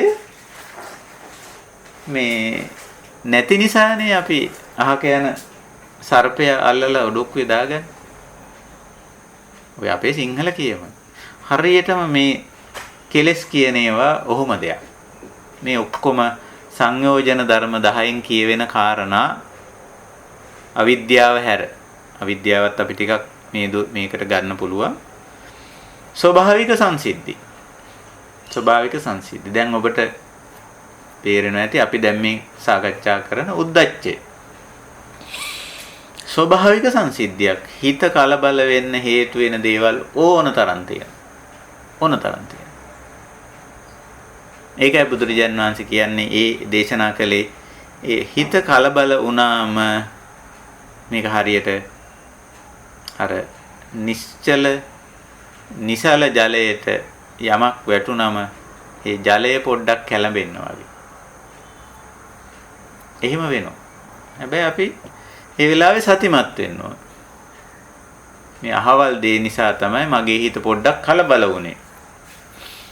ඕක සංයෝජනයක්, ඕක නීවරණයක්, උපක්ඛිලේශයක් බවට පත් කරගන්න ඕනේ. මේ කලබලය මට සංසුන් කරගන්න පුළුවන්. කලබල වීම ස්වභාවිකයි. කලබලයට යටවීම ඒක නීවරණයක් බවට පත් කර ගැනීම අස්වාභාවික වැඩක්. උද්දච්චේ නීවරණයක් බවට සංයෝජනයක් බවට පත් කර ගැනීම අස්වාභාවික දෙයක්. ඒ නිසා අපි හිත කලබල වුණාම අපි හිත සංසුන් කරනවා. අපි එහෙම සිරිතක් තියනවා. වෙන කෙනෙක් වුණත් කලබල වෙලා ඉන්න බව දැක්කොත් අපි සංසුන් කරනවා. කරුණු කියලා පැත්තකට ගෙනහිල්ලා උපදේශයක් දීලා සමාව අරගෙන ඒ විදිහට ඒ කටයුත්ත කරනවා. නැත්තම් උද්දච්චයෙන් එහාට ඇති වෙනෝ තව ක්ලේශ ධර්ම ගොඩක්. තවත් ක්ලේශ ධර්ම ගොඩක් ඇති වෙනවා. උද්දච්චයෙන් එහාට තවත් තරහ වෛර කෝධාමනාප නොඑක් දේවල් ඇති වෙන්න පුළුවන්. එහෙම ස්වභාවයන් තියෙනවා. ඉතින් අපි ටිකක් ඒ උද්දච්ච සංයෝජනය නිසා ඇති වෙන ගැටලු මොනවද කියලා ටිකක් සාකච්ඡා කරමු මේ එක්ක. ඉතින් හිත කලබල වුණොත් ඒ කලබල වෙච්ච මොහොතේ අපේ හිතේ ඇති වෙන්න පුළුවන් ඕනම ක්ලේශයක් ඇති වෙන්න පුළුවන්. ඒක සම්පූර්ණ නිකන් මම උදාහරණයකින් කියන්නේ අපි හරියට අපේ ගෙදර ඔක්කොම ගෙවල් දොරවල් ටික මේ දොරවල් ජනෙල් ටික ඇරලා දැම්මා වගේ. ඇරලා දාලා අපි ඔය වෙන මොකක් හරි වැඩක යෙදිලා ඉන්නේ. ගෙදර දොර ජනෙල් සේරම ටික ඇරලා දානවා. ඇරලා දාලා අපි දැන් මොකක් වෙන්න පුළුවන්ද? ඕනම දෙයක් වෙන්න පුළුවන්. මේ ඕනම සර්පෙක්, හොර හතුරෙක් ඕනම දෙයක් මේකට යන්න පුළුවන්. අවැසි සුලං යන්නත් පුළුවන්. සතුන් සර්පය වැදෙන්නත් පුළුවන්. හොර හතුරු කඩාවදින්නත් පුළුවන්. ඇයි? අපි දොර ජනෙල් ටික සේරම ඇරලා දාලා අපි මේ ගිහිල්ලා. හරියටම ඒ වගේ අවස්ථාවක් තමයි හිත උද්දච්චයටපත් වෙන අවස්ථාව. හිත උද්දච්චයට හිත කලබල වීම කලබල වුණු අවස්ථාවක ඕනෑම අකුසලයක්කට හිත යට වෙන්න පුළුවන්. එක්කෝ තරහට වැටෙන්න පුළුවන්, තරහ යන්න පුළුවන්. සමහර විට මේ හිත කලබල වීම නිසා. එහෙම නැත්නම් බය වෙන්න පුළුවන්. එහෙම නැත්නම් දුක් වෙන්න පුළුවන්. කනගාටු වෙන්න පුළුවන්. ඉරිසියාවට වැටෙන්න පුළුවන්. වෛරයට, ක්‍රෝධයට වැටෙන්න පුළුවන්. මානයට වැටෙන්න ඕනම අකුසලයකට වැටෙන්න දොර විවෘත වීමක් උද්දච්ච කියලා කියනවා. ඒක නිසා හරිම සංකීර්ණ හරිම භයානක අවස්ථාවක් ඒ. හිත කලබල වුණු අවස්ථාව. අපි අර ඊයේ කිව්වේ මොකක්වත් කරන්න බෑ හිත කලබල වුණාම කොරහෙත් අත දාන්න බෑ කියලා කතාවක් අපේ සිංහල කියමනක් තියෙනවා කියලා. ඒක නිසා උද්දච්චයේ තියෙන භයානකත්වය තමයි ඕනම අකුසලයක් මේ වෙලාවේ සිද්ධ වෙන්න පුළුවන්. මොකද අර ඒ ධර්මතාවයේ ඒ ස්වභාවය අවබෝධ කරගෙන නැහැ. ඒකෙන් ප්‍රකම්පණය වෙලා ඉන්නේ, කලබල වෙලා ඉන්නේ, තැති අරගෙන ඉන්නේ. ඒකයි තියෙන්නේ. දැන් අපි සතෙක් තැති ගැන්නුවොත්, බය කෙරුවොත්, කලබල කෙරුවොත් අපිට හරියටම කියන්න පුළුවන් ද ඒ සතා ඊළඟ පියවරේදී මොකක් කරයි කියලා? මොනවා කරයි කියලා කියන්න පුළුවන්ද? කියන්න බෑ. අපි සතෙක් කලබල කරන්නකො. කලබල කෙරුවොත් එයා ඊළඟට කරන්නේ මොකද්ද කියලා හරියටම කියන්න බෑ. එක්ක පලා යන්න පුළුවන්, එක්ක පහර දෙන්න පුළුවන්. මොනවා හරි දෙයක් වෙන්න පුළුවන්. ඒ වගේ තමයි හිත මොකක් හරි දෙයකින් කලබල වුණාම මොනවා වේද කියලා කියන්න බෑ. මොන විදිහේ ක්ලේශයක් ඒ අවස්ථාවේ ඇති වෙයිද කියලා කියන්න බෑ. ඒක නිසා මේ උද්දච්චය කියන සංයෝජනය නැත්නම් උද්දච්චය කියන නීවරණය, උපක්ඛිලේශය, ආසවය මේ කෙලෙස් වලින් හරි භයානක එකක්. සමහර වෙලාවට අපි මේ උද්දච්චය ගැන ඒ තරම් ගැඹුරට හිතලා නැහැ, කල්පනා කරලා නැහැ. මේ හිත කලබල වීම මෙච්චර බරපතල දෙයක්ද කියලා. හිත කලබල වීම ස්වභාවිකයි. ඒක ස්වභාවික දෙයක්. මේ රහත් භාවය පරිපූර්ණ ක්ලේශ ධර්ම අවිද්‍යාව සම්පූර්ණයෙන්ම දුරු කරනවායින් මෙහා පැත්තේ හිත කලබල වෙන්න පුළුවන් ඕන කෙනෙක්ගේ. හැබැයි මේ හිත කලබල වීම ස්වභාවික දෙයක් බව තේරුම් අරගෙන එවැනි අවස්ථාවක සිහිනුවන මනවින් පිහිටුවාගෙන සිත සංසුන් කර ගැනීමට අදාළ ක්‍රියාමාර්ගයට එළඹෙන්න බැරි වීම නිසායි මේ උද්දච්චය සංයෝජනයක් බවට, ක්ලේශයක් බවට, නීවරණයක් බවට, ගැටලුවක් බවට, ජටාවක් ගැටයක් බවට පත් වෙයි. එතකොට මේ උද්දච්ච ගැටේට අපි අහුවෙනවා. ඒක ඒ ස්වභාවික දේ ගැටලුවක් බවට පරිවර්තනය. එහෙම පරිවර්තනය කරගන්න අවශ්‍යතාවයක් නැහැ. ඒක නිසා අපි අනිත් අයගේ හිත් කලබල කරන්නත් හොඳ නැහැ. අපි සදාචාර සම්පන්න මිනිස්සු වුණාම අනිත් අයගේ හිත් කලබල කරන්න හොඳ නැහැ. මොකද අපි දන්නේ අපි ඉස්සරහා ඉන්න කෙනා මේ හිත කලබල වුණාම ඒ හිත පාලනය කරගන්න පුළුවන් කෙනෙක්ද බැරි කෙනෙක්ද අපි දන්නේ නැහැනේ. ඒක නිසා අනිත් අයගේ හිත කලබල කරන්න හොඳ නැහැ. අනිත් අයගේ හිත උද්දච්චයටපත් කරන්න හොඳ නැහැ. අපේ අතින් ඕක සමහර වෙලාවට වෙනවා. අනිත් අයගේ හිත කලබල වෙන විදිහේ දේවල් සමහර වෙලාවට එවැනි ප්‍රකාශන කරනවා. දුරදිග බලන්නේ නැතුව සමහර තොරතුරු කියන්න අපි හරි කැමතිනේ. තොරතුරු ප්‍රකාශ කරන්න. ඉතින් ඒ තොරතුරු ප්‍රකාශ කරන්න තියෙන කැමැත්ත නිසා අපි දුරදිග බලන්නේ නැතුව සමහර දේවල් සමහර අයට කියනවා. ඉතින් කිව්වම මොකද වෙන්නේ? අනේ අර සංසුන් හිටපු මිනිස්සයා කලබල වෙනවා. අපි ඉතින් කියලා යනවා යන්නේ. එතන ඉඳලා මේ මිනිස්සයා කලබල වෙලා නොසන්සුන් වෙලා මහා ගැටලු ගොඩක් හදාගන්න ගැටලු ගොඩක් ඇති කරගන්න. ඒකයි ස්වභාවය. ඒක නිසා හිත කලබල කරන්න හිත නොසන්සුන් වෙන ප්‍රකාශන එවැනි දේවල් පෙන්වීම අසන්න සැලැස්සීම ඒ වගේ දේවල් සුදුසු නැහැ. සදාචාර සම්පන්න සමාජයක එවැනි දේවල් නොකළ යුතුයි. දැන් අපි ඔය ජනමාධ්‍ය සදාචාරයක් ගැන එහෙම කතා කරන්නේ ඒ හේතුව නිසා. සමහර දේවල් ලෝකෙ සිද්ධ වෙන දේවල් තියෙන ඕන තරම්. නමුත් ඒවා මිනිස්යන්ට පෙන්වන්න, ඇහෙන්න සලස්වන්න සුදුසු නැහැ. ඒ වයින් සිත් කලබල වෙනවා. මේ සාමාන්‍ය මට්ටමේ මිනිස්සු. එතකොට ඒයින් උද්දච්චයටපත් වෙලා හිත ඇති අරගෙන බය සන්ත්‍රාසයටපත් වෙලා ඉතින් එහෙම වෙනවා. අර ගැඹුරු අවබෝධය නැති තත්වයේ තුල කෙනෙක්ගේ හිත එහෙම කලබල වෙන්න පුළුවන්, නොසන්සුන් වෙන්න පුළුවන්. ඒකයි. ඊළඟට අපේ හිත කලබල වෙන්නත් පුළුවන් කියලා අපි තේරුම් අරන් ඉන්නවා. අපේ හිතත් සමහර වෙලාවට නොසන්සුන් වෙන්න පුළුවන්, කලබල වෙන්න පුළුවන්. මේ උද්දච්ච තත්වයටපත් වෙන්න පුළුවන්. ඕනම වෙලාවක ඒක වෙන්න පුළුවන්. මේ තියෙන සංසුන් මානසිකත්වයේ පොඩ්ඩක් කැළඹිලා යන්න පුළුවන්. ගැඹුරට මේ බණ භාවනා කරගෙන නාම රූප ධර්ම වල යථා ස්වභාවයත් තේරුම් අරගෙන අවබෝධ කරගෙන ඉන්න පුද්ගලයා වුණාට මේ පොඩි කලබල වීම වෙන්න පුළුවන්.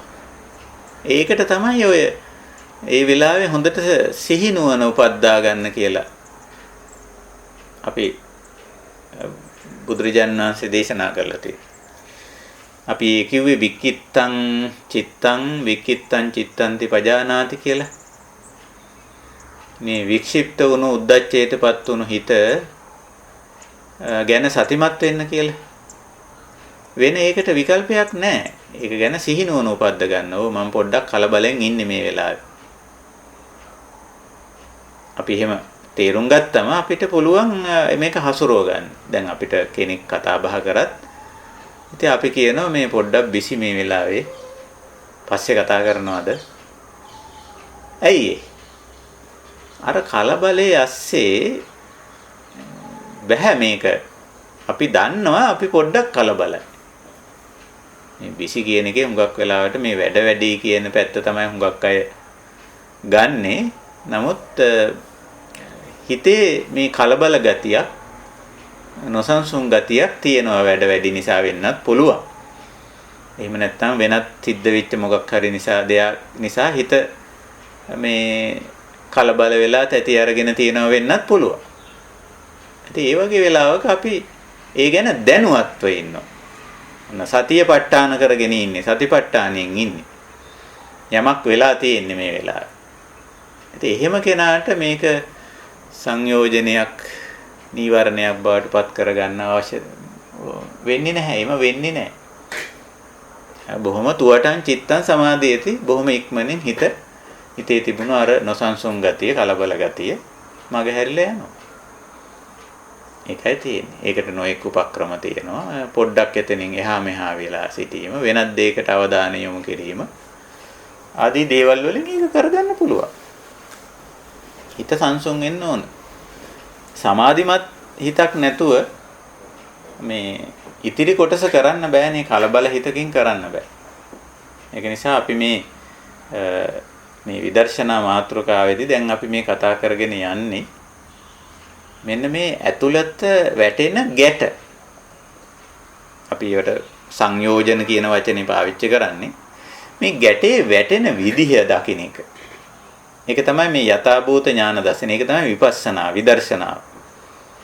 කොහොමද මේ ගැටේ වැටෙන්නේ? ඒක හේතුඵල සම්බන්ධය. ඒක සිද්ධ වෙන ආකාරය, සමුදය වෙන ආකාරය, හටගන්න විදිහ. ඒක ටිකක් ගැඹුරින් බලනවා. මේක මේ බාහිරේ සිද්ධ වෙන දෙයක් නෙවෙයිනේ. මේ ගැට එකක්වත් මේ බාහිරේ සිද්ධ වෙන දේවල් නෙවෙයි. ගම් වතුර නෙවෙයි, සුලිසුලන් නෙවෙයි, සුනාමි නෙවෙයි, කොරෝනා නෙවෙයි. මේ ඔක්කොම අපේ අභ්‍යන්තරයේ මේ සංයෝජන කියන්නේ අපේ අභ්‍යන්තරයේ සිද්ධ වෙන දේවල්. ඇතුළත සිද්ධ වෙන දේවල්. ඉතින් ඔය ඇතුළත සිද්ධ වෙන දේ අපිට දකින්න පුළුවන්. ඒ දැකීමයි විපස්සනා. අපි ඒක දකින්න හුරු වෙන්න ඕන. නැත්තම් අපි මේ කතා කරන බණෙන්, මේ කරන සාකච්ඡා සම්මන්ත්‍රණ වලින්, මේ කියවන පොතපතෙන් වැඩක් නැහැ. අපි මේ ධර්ම සාකච්ඡා කරන්නේ, පොතපත කියවන්නේ, කල්යාණ මිත්‍රය ආශ්‍රය කරන්නේ, දේශනා අහන්නේ, බුද්ධ දේශනා අහන්නේ, විමසන්නේ ඔක්කොම මේක හරියට තේරුම් අරගෙන මේ වගේ අවස්ථාවක මේක දැකලා මේ ගැටේ වැටෙන්න ආසන්න වෙන වෙලාව තියෙනවා. සංයෝජනේ නැත්නම් ක්ලේශයටපත් වෙන්න පෙරපත් නොවි. ඒකයි. ඉතින් උද්දච්ච සංයෝජනයත් ඔහොමයි. ඊට අදාළ හේතු යෙදෙන නමුත් අපි එවැනි අවස්ථාවල සිහි නුවණ පවත්ව ගත්තොත්, සිහි බුද්ධිය පවත්ව ගත්තොත්, සිහි කල්පනාවෙන් යුක්ත වුණොත් උද්දච්චයේ සංයෝජනයක් බවට හැරෙන්නේ නැහැ. හොඳයි, මම ඔය සාකච්ඡා කළේ ටික මේ ඇතුළත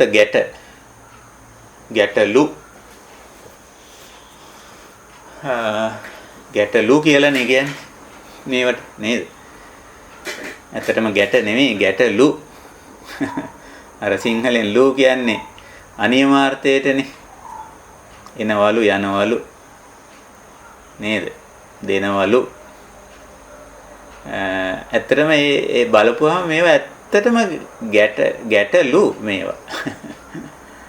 ඒ කියන්නේ මේවා ගැට නෙමෙයි, අපේ අවිද්‍යාව නිසා, අපේ විදර්ශනාව නැතිකම නිසා, මේවා යථා ස්වභාවය නොපෙනීම නිසා, නොදැකීම නිසා අපි මෙවැනි අවස්ථා ගැට බවට, ජටා බවට, සංයෝජන බවට, නීවරණ බවට, කෙලෙස් බවට, උපක්ඛිලේශ බවට පත් කරගන්න. ඉතින් ඒක පත් කර නොගන්න පුළුවන් අපිට මේ දැක්ම තියෙනකොට, මේ විපස්සනාව, මේ ගැඹුරු අවබෝධයේ තියෙනකොට එහෙම නොවි ඉන්න පුළුවන්. ඕන තරම් ඔය ගැටලු අපේ ජීවිතේ ඔය ගැටලු උද්ගත වෙන්න අවශ්‍ය සාධක හේතු යෙදෙනවා. ඉතින් ඒක ජීවිතයේ ස්වභාවය. ජීවිතයේ ස්වභාවය. ඉතින් ඒක අවබෝධ කරගෙන හිටියනම් මේ අර ජටා විජටයේ සංයෝජන, නීවරණ ඕවා කෙලෙස් බවට පත් වෙන්නේ නැහැ. හොඳයි. මම හිතනවා මේ ඊයේත් අදත් අපි මේ උද්දච්ච කියන සංයෝජනය පිළිබඳව සාකච්ඡා කළා. අපේ සාකච්ඡාවට සහභාගී වෙලා සිටින කල්යාණ මිත්‍ර පිරිසට මේ පිළිබඳව යම් වැටහීමක්, අවබෝධයක් ඇති වෙන්න ඇති. අපි මේ සාකච්ඡාවේ කාලය වෙන් කර ගන්නවා මේ මූලික පැහැදිලි කිරීමෙන් අනතුරුව සාකච්ඡා කාලයක් අපි ගන්නවා. මෙතෙන් සිට අපි ඒ කාලය ගනිමු. අපි ඒකෙන් බලාපොරොත්තු වෙන්නේ අපේ කල්යාණ මිත්‍රයන්ට පුළුවන් මේ සාකච්ඡාවට තවත් දේවල් හරබර දේවල් එකතු කරන්න. ඒ වගේම තමන්ගේ ජීවිත අත්දැකීම් එකතු කරන්න. ඒ වගේ කලබල වෙච්ච අවස්ථා ඒවයිදී තමන් කොහොමද කටයුතු කරේ සමහර වෙලාවට දැන් කොහොමද කටයුතු කරන්නේ ඉස්සරයි අද ඉන්න තත්වයේ අතර වෙනසක් එහෙම තියනවද නැත්නම් වෙනසක් නැද්ද එවැනි කලබලකාරී කලබල වෙන අවස්ථාවකටපත් වුණාම තමන්ට ඒක පාලනය කරගන්න බැරි මට්ටමට එනවද ඒ වගේ තමන්ගේ පැත්තේ මොන හරි ගැටලු තියෙනවා නම් ඒවා ඊළඟට එවැනි අවස්ථා ජයග්‍රහණය කරගත්ත විදිහ කියන්නේ උද්දච්ච සංයෝජනයේටපත් නොවි උද්දච්ච අවස්ථාවේ සිහිනුවණින් ගත කරපු අත්දැකීම් ඒ වගේ දේවල් තියෙන්න පුළුවන් හරි වැදගත් අපිට බෙදා හදා ගන්න. මෙන්න මේ වෙලාවේ මම කලබල වෙන්නේ නැතුව මෙහෙමයි හිටියේ. එවනේ අපේ මේ ආධ්‍යාත්මික ගමන් මගේ දක්ෂකම් අපි මේ ගමන් මගේ අපි ඇති කරගන්නා වූ කුසලතා ඒවනේ. ඉතින් ඒව බෙදා හදා ගන්නත් අපිට පුළුවන්. මේ වගේ අවස්ථාවක කලබලකාරී අවස්ථාවක මගේ ක්‍රියාකලාපය මෙහෙමයි. මම දැනට වැඩ කරන්නේ මෙහෙමයි. ඒක නිසා මට මේ කලබල ගතිය ප්‍රශ්න ඇති කරගන්න නැතුව මට ඉන්න පුළුවන්. එවැනි අත්දැකීම් පවා අපිට තියෙන්න පුළුවන්. ඒක නිසා අපි කැමති මෙතෙන් සිට සාකච්ඡාවට අවස්ථාව ලබා ගන්න. හොඳයි මම හිතන හැම දිනාටම ශ්‍රවණය වෙනවා. අපි සාකච්ඡාවට යමක් එකතු කරන්න ඔබ හැම දිනාටම අවස්ථාව සලසනවා. උද්දච්චයේ සංයෝජන ධර්ම වලින් සක්කාය දිට්ඨිය ගැන කතා කරනකොට පංචස්කන්ධය කියලා රූප වේදනා සංඥා සංකාර විඥාන කතා කරනකොට අපි හැමදෙරෝනේ ඇස කන නාසය රූපේ මේ ශරීරය කියන එක ගැන කතා කරන්නේ නැද්ද මේ වෙලාවේදී? ඔව් ඒක රූපස්කන්ධයට අයිති කොටසනේ. දැන් ඇස කන නාසය දිව කය. මේ ටික අයිති වෙන්නේ පංචස්කන්ධයෙන් රූපස්කන්ධයට අයිති වෙන්නේ. එතකොට ඒක ඇතුළත් දැන් ඒකෙත් යථා ස්වභාවය අපිට තේරෙනවා. දැන් ඇහි යථා ස්වභාවය මෙහිමයි. කනේ යථා ස්වභාවය මෙහිමයි. එතකොට දැන් ඒක ගැන යථාබෝධය ඇති වෙලා තියෙනවා නම් අර පංචස්කන්ධය නැත්නම් රූපස්කන්ධයේ හැටි මෙහිමයි.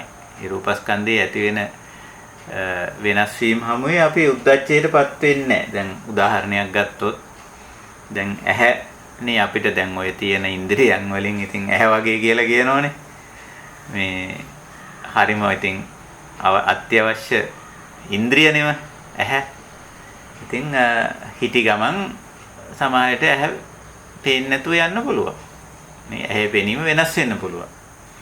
ඒතකොට දැන් අපි අවබෝධ කරගෙන හිටියනම් ඇහැ අනිත්‍යයි කියලා.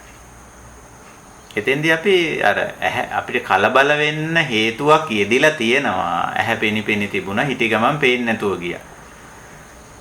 එතකොට එතන උද්දච්චය ඇති වෙලා තියෙනවා. පොඩ්ඩක් කලබල වුණා මේ මගේ ඇහැ පේන්නේ නැතුව ගියා හදිසියෙම කියලා. නමුත් දැන් අර ගැඹුරු අවබෝධයේ රූපස්කන්ධයේ යථා ස්වභාවය, ඇහි යථා ස්වභාවය අපි අවබෝධ කරගෙන තියෙනවා නම් එහෙනම් එතන උද්දච්ච සංයෝජනේ ඇති වෙන්නේ නැහැ. ඒක ක්ලේශයක් බාටපත් වෙන්නේ නැහැ. බයත ඇති ගන්න, දුක් වෙන්න, කනගාටු වෙන්න, ඒ මොකක්වත් දෙයකට යන්න අවශ්‍ය නැහැ. ඔව් ඇහැ වෙනස් වෙනවා. ඇහි පෙනීම ඕන වෙලාවක වෙනස් වෙන්න පුළුවන්. ඉතින් මට තව ටිකක් මේ ඇහැ අවශ්‍යයි. ඒක නිසා මම පොඩ්ඩක් බලන්න ඕන ඇහැට කිසියම් ප්‍රතිකර්මයක්, උපස්ථානයක් කරලා මේකේ පෙනීම තව ටිකක් තව දුරටත් සකස් කරගන්න පුළුවන්ද කියලා එතනින් ඉස්සරහට යනවා. දැන් ඇහැ මේ ඇහි පෙනීම වෙනස් වීම උද්දච්චයක් වෙන්න හේතුවක්. හිත කලබල වෙන්න, හිත මේ නොසන්සුන් වෙන්න හේතුවක්. අපි හිතමු නිකන් ස්වභාවික වෙනස් වීමක් නෙමෙයි අනතුරක් වුණා කියලා. ඇහැට අනතුරක් වුණා කියලා. ඉතින් අනතුරක් වුණත් වෙන්න පුළුවන්. බැරි නෑ. එතකොට ඒකෙන් අපි උද්දච්ච සංයෝජනේ ඇති වෙන්නේ නැහැ. මොකද අර රූපස්කන්ධයේ යථා ස්වභාවය අපි අවබෝධ කරන් ඉන්නේ. ඊළඟට ඕක අනිත් පැත්ත ගමු. රූපස්කන්ධයටමයි තියෙන්නේ බහිද්ධා කොටස. රූප, ශබ්ද, ගන්ධ, රස, ස්පර්ශ කියන ටික. ඒ කියන්නේ ඇහැට, කනට, නාසයට, දිවට, කයට ගෝචර වෙන ටිකත් අයිති රූපස්කන්ධයට. ඇහැ, කන, නාසය, දිව, කය විතරක් නෙමෙයි. ඒක ගෝචර වෙන ටිකත් අයිති වෙන්නේ රූපස්කන්ධයටමයි. අපි හිතමු එවැනි දෙයක් නැති වුණා. පේන්න තියෙන හැමදාම අපිට පේන්න තියෙන ප්‍රියමනාප රූපයක්, දර්ශනයක් දැන් පේන්නේ නැහැ. ඉතින් ඒක අපි හිතමු හැමදාම උදේ දකිනවා. ඒ දර්ශනේ, ඒ ප්‍රියමනාප දර්ශනේ ඒක දකිනවා. දැන් එකපාරටම දැන් නැහැ ඒක එතන. නේ? දැන් ඒක පේන්නේ නැහැ. ඒක ඉවත් වෙලා ගිහිල්ලා මොනවා හරි. ඉතින් කලබල වෙන්න හේතුවක් තමයි. නමුත් අපි අර ගැඹුරු අවබෝධය තුල හිටියනම් ඇහැට පේන රූපත් අනිත්‍යයි. ඒවා හැමදාම අපි කැමති විදිහට පෙනි තියෙන්නේ නැහැ කියලා. ඒ කියන්නේ අර රූපස්කන්ධය පිළිබඳ යථා ස්වභාවයක් තියෙන නිසා උද්දච්චයක් ඇති වුණත්, උද්දච්චයක් ඇති වෙන්න හේතුවක් යෙදිලා තිබුණත් උද්දච්ච සංයෝජනයක් වෙන්නේ නැහැ. ඒකට ඔය හැම ස්කන්ධෙම එහෙමයි. අපි තන් වේදනා ස්කන්ධය ගමු. දැන් වේදනා කියන්නේ විඳීමනේ. ඉතින් ඔය සමහර වෙලාවට ඉතින් සුඛ වේදනා පවතින. සුඛ වේදනාවක් නැති සුඛ වේදනාවක් ඇති වෙනවා. එහෙම වෙන්න පුළුවන් නේ. කලින් නොතිබුණු සුඛ වේදනාවක් හටගත්තා. ඉතින් කලබල වෙන්න දෙයක් නැහැ. කලබල වෙන්න දෙයක් නැහැ. අපි හේතුඵල ධර්මානුකූලව දන්නවා. වේදනා සමුදය වුණා. කලින් නොතිබුණු සුඛ වේදනාවක් ඇති වුණා. ඒ සුඛ වේදනාව ටික වෙලාවකින් නැති වෙලා ගියා.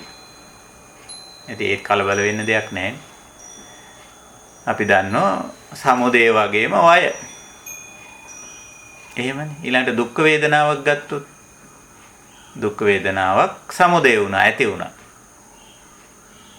ඉතින් කලබල වෙන්න දෙයක් නැහැ නේ. අපි දන්න දුක්ඛ වේදනා සමුදය වෙනවා, හට ගන්න. දුක්ඛ වේදනාව නැති වෙලා ගියා. ඒකත් අපි දන්නේ. එහෙනම් ඔය දෙකේදීම කලබල වෙන්න දෙයක් නැහැ නේ. වේදනා, සංඥා. අපි හිතමු මතක තියෙන දෙයක් අමතක වුණා. මතක නැති වෙලා ගියා. දැන් මට ඊයේ මේක මහත්මයෙක් කතා කරලා මගෙන් තොරතුරක් ඇහුවා. සාහිණාද මේ ඔබ වහන්සේ හවල් මේ පැත්තට එනවා කියන කොහෙටද එන්නේ ආදි වශයෙන් කියලා.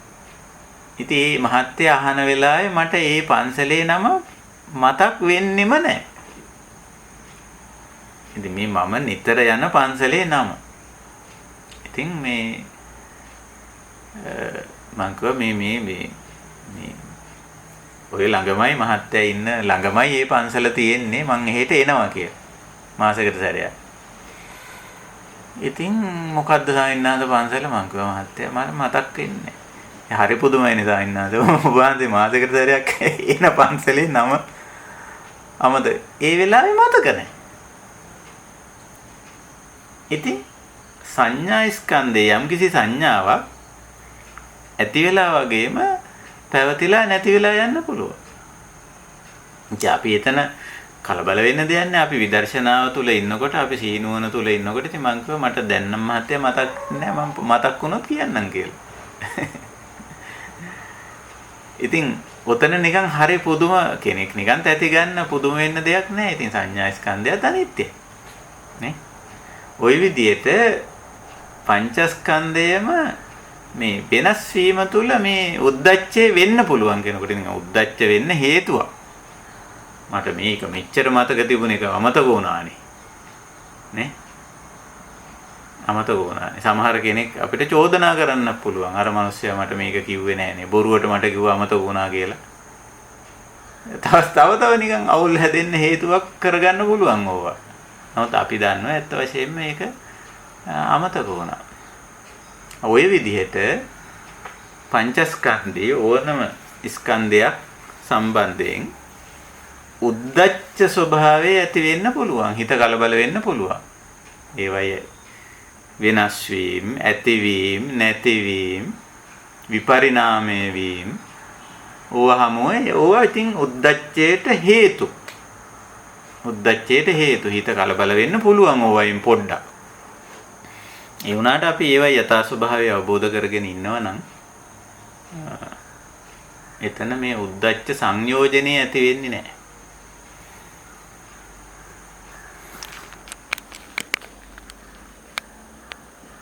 ආසරය පැහැදිලිනේ හොඳින් පැහැදිලි වුණා. තව කරුණුත් එයින්ම පැහැදිලි වුණා. වහන්සේට පිං. ඊයේ මම පොඩි කාරණයක් ඔබේ අවධානයට යොමු කළා.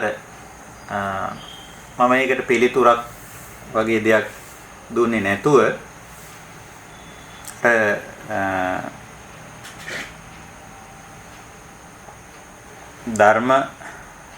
ධර්මයේ සීමාව සහ යුක්තියේ සීමාව කියන කාරණේ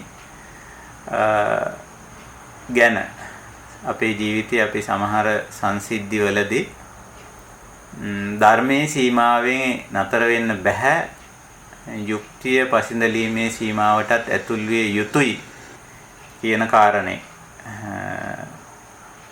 අපි ඊයේ ටිකක් ප්‍රශ්නයක් හැටියට තිබ්බා. මම ඒක ඇත්තටම ප්‍රශ්නයක් හැටියට තිබ්බෙත් ඒක ටිකක් අපේ ධර්ම මාර්ගයේ යන අපි පිළිබඳව කිසියම් ආකාරයක තක්සේරුවක් කරගන්න පුළුවන් එක්තරා සාධකයක් ඒක. දැන් අපි ධර්ම මාර්ගයේ යන අය අපි හුඟක්ම මේ ගැටලු ප්‍රශ්න निराකරණය කරගන්න නම්, දුකෙන් මිදෙන්න නම් ඇත්ත වශයෙන්ම ධර්මයේ සීමාව තුල කටයුතු කරන්න වෙනවා.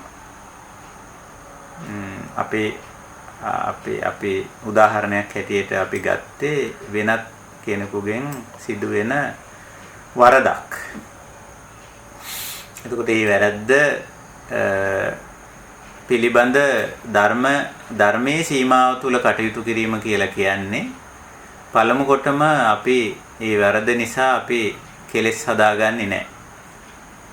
තව කෙනෙක් අපිට වරදක් කරා, අයහපතක් කරා, වැරද්දක් කරා, හානියක් පාඩුවක් කළා කියලා ඒ සම්බන්ධයෙන් අපි තරහ වෛරකෝ දමනාප ඇති කරගන්නේ නැහැ. ඒක පළවෙනි දේ. එතකොට තමන් මිදිලා. ඒක තමයි ප්‍රධානම දේ වෙන්නේ මේ ධර්ම මාර්ගය තුල ගමන් කරද්දී. ඊළඟට පුද්ගලයා වරදින් මුදවා ගැනීමේ ක්‍රියාවලියට අපි එළඹෙනවා.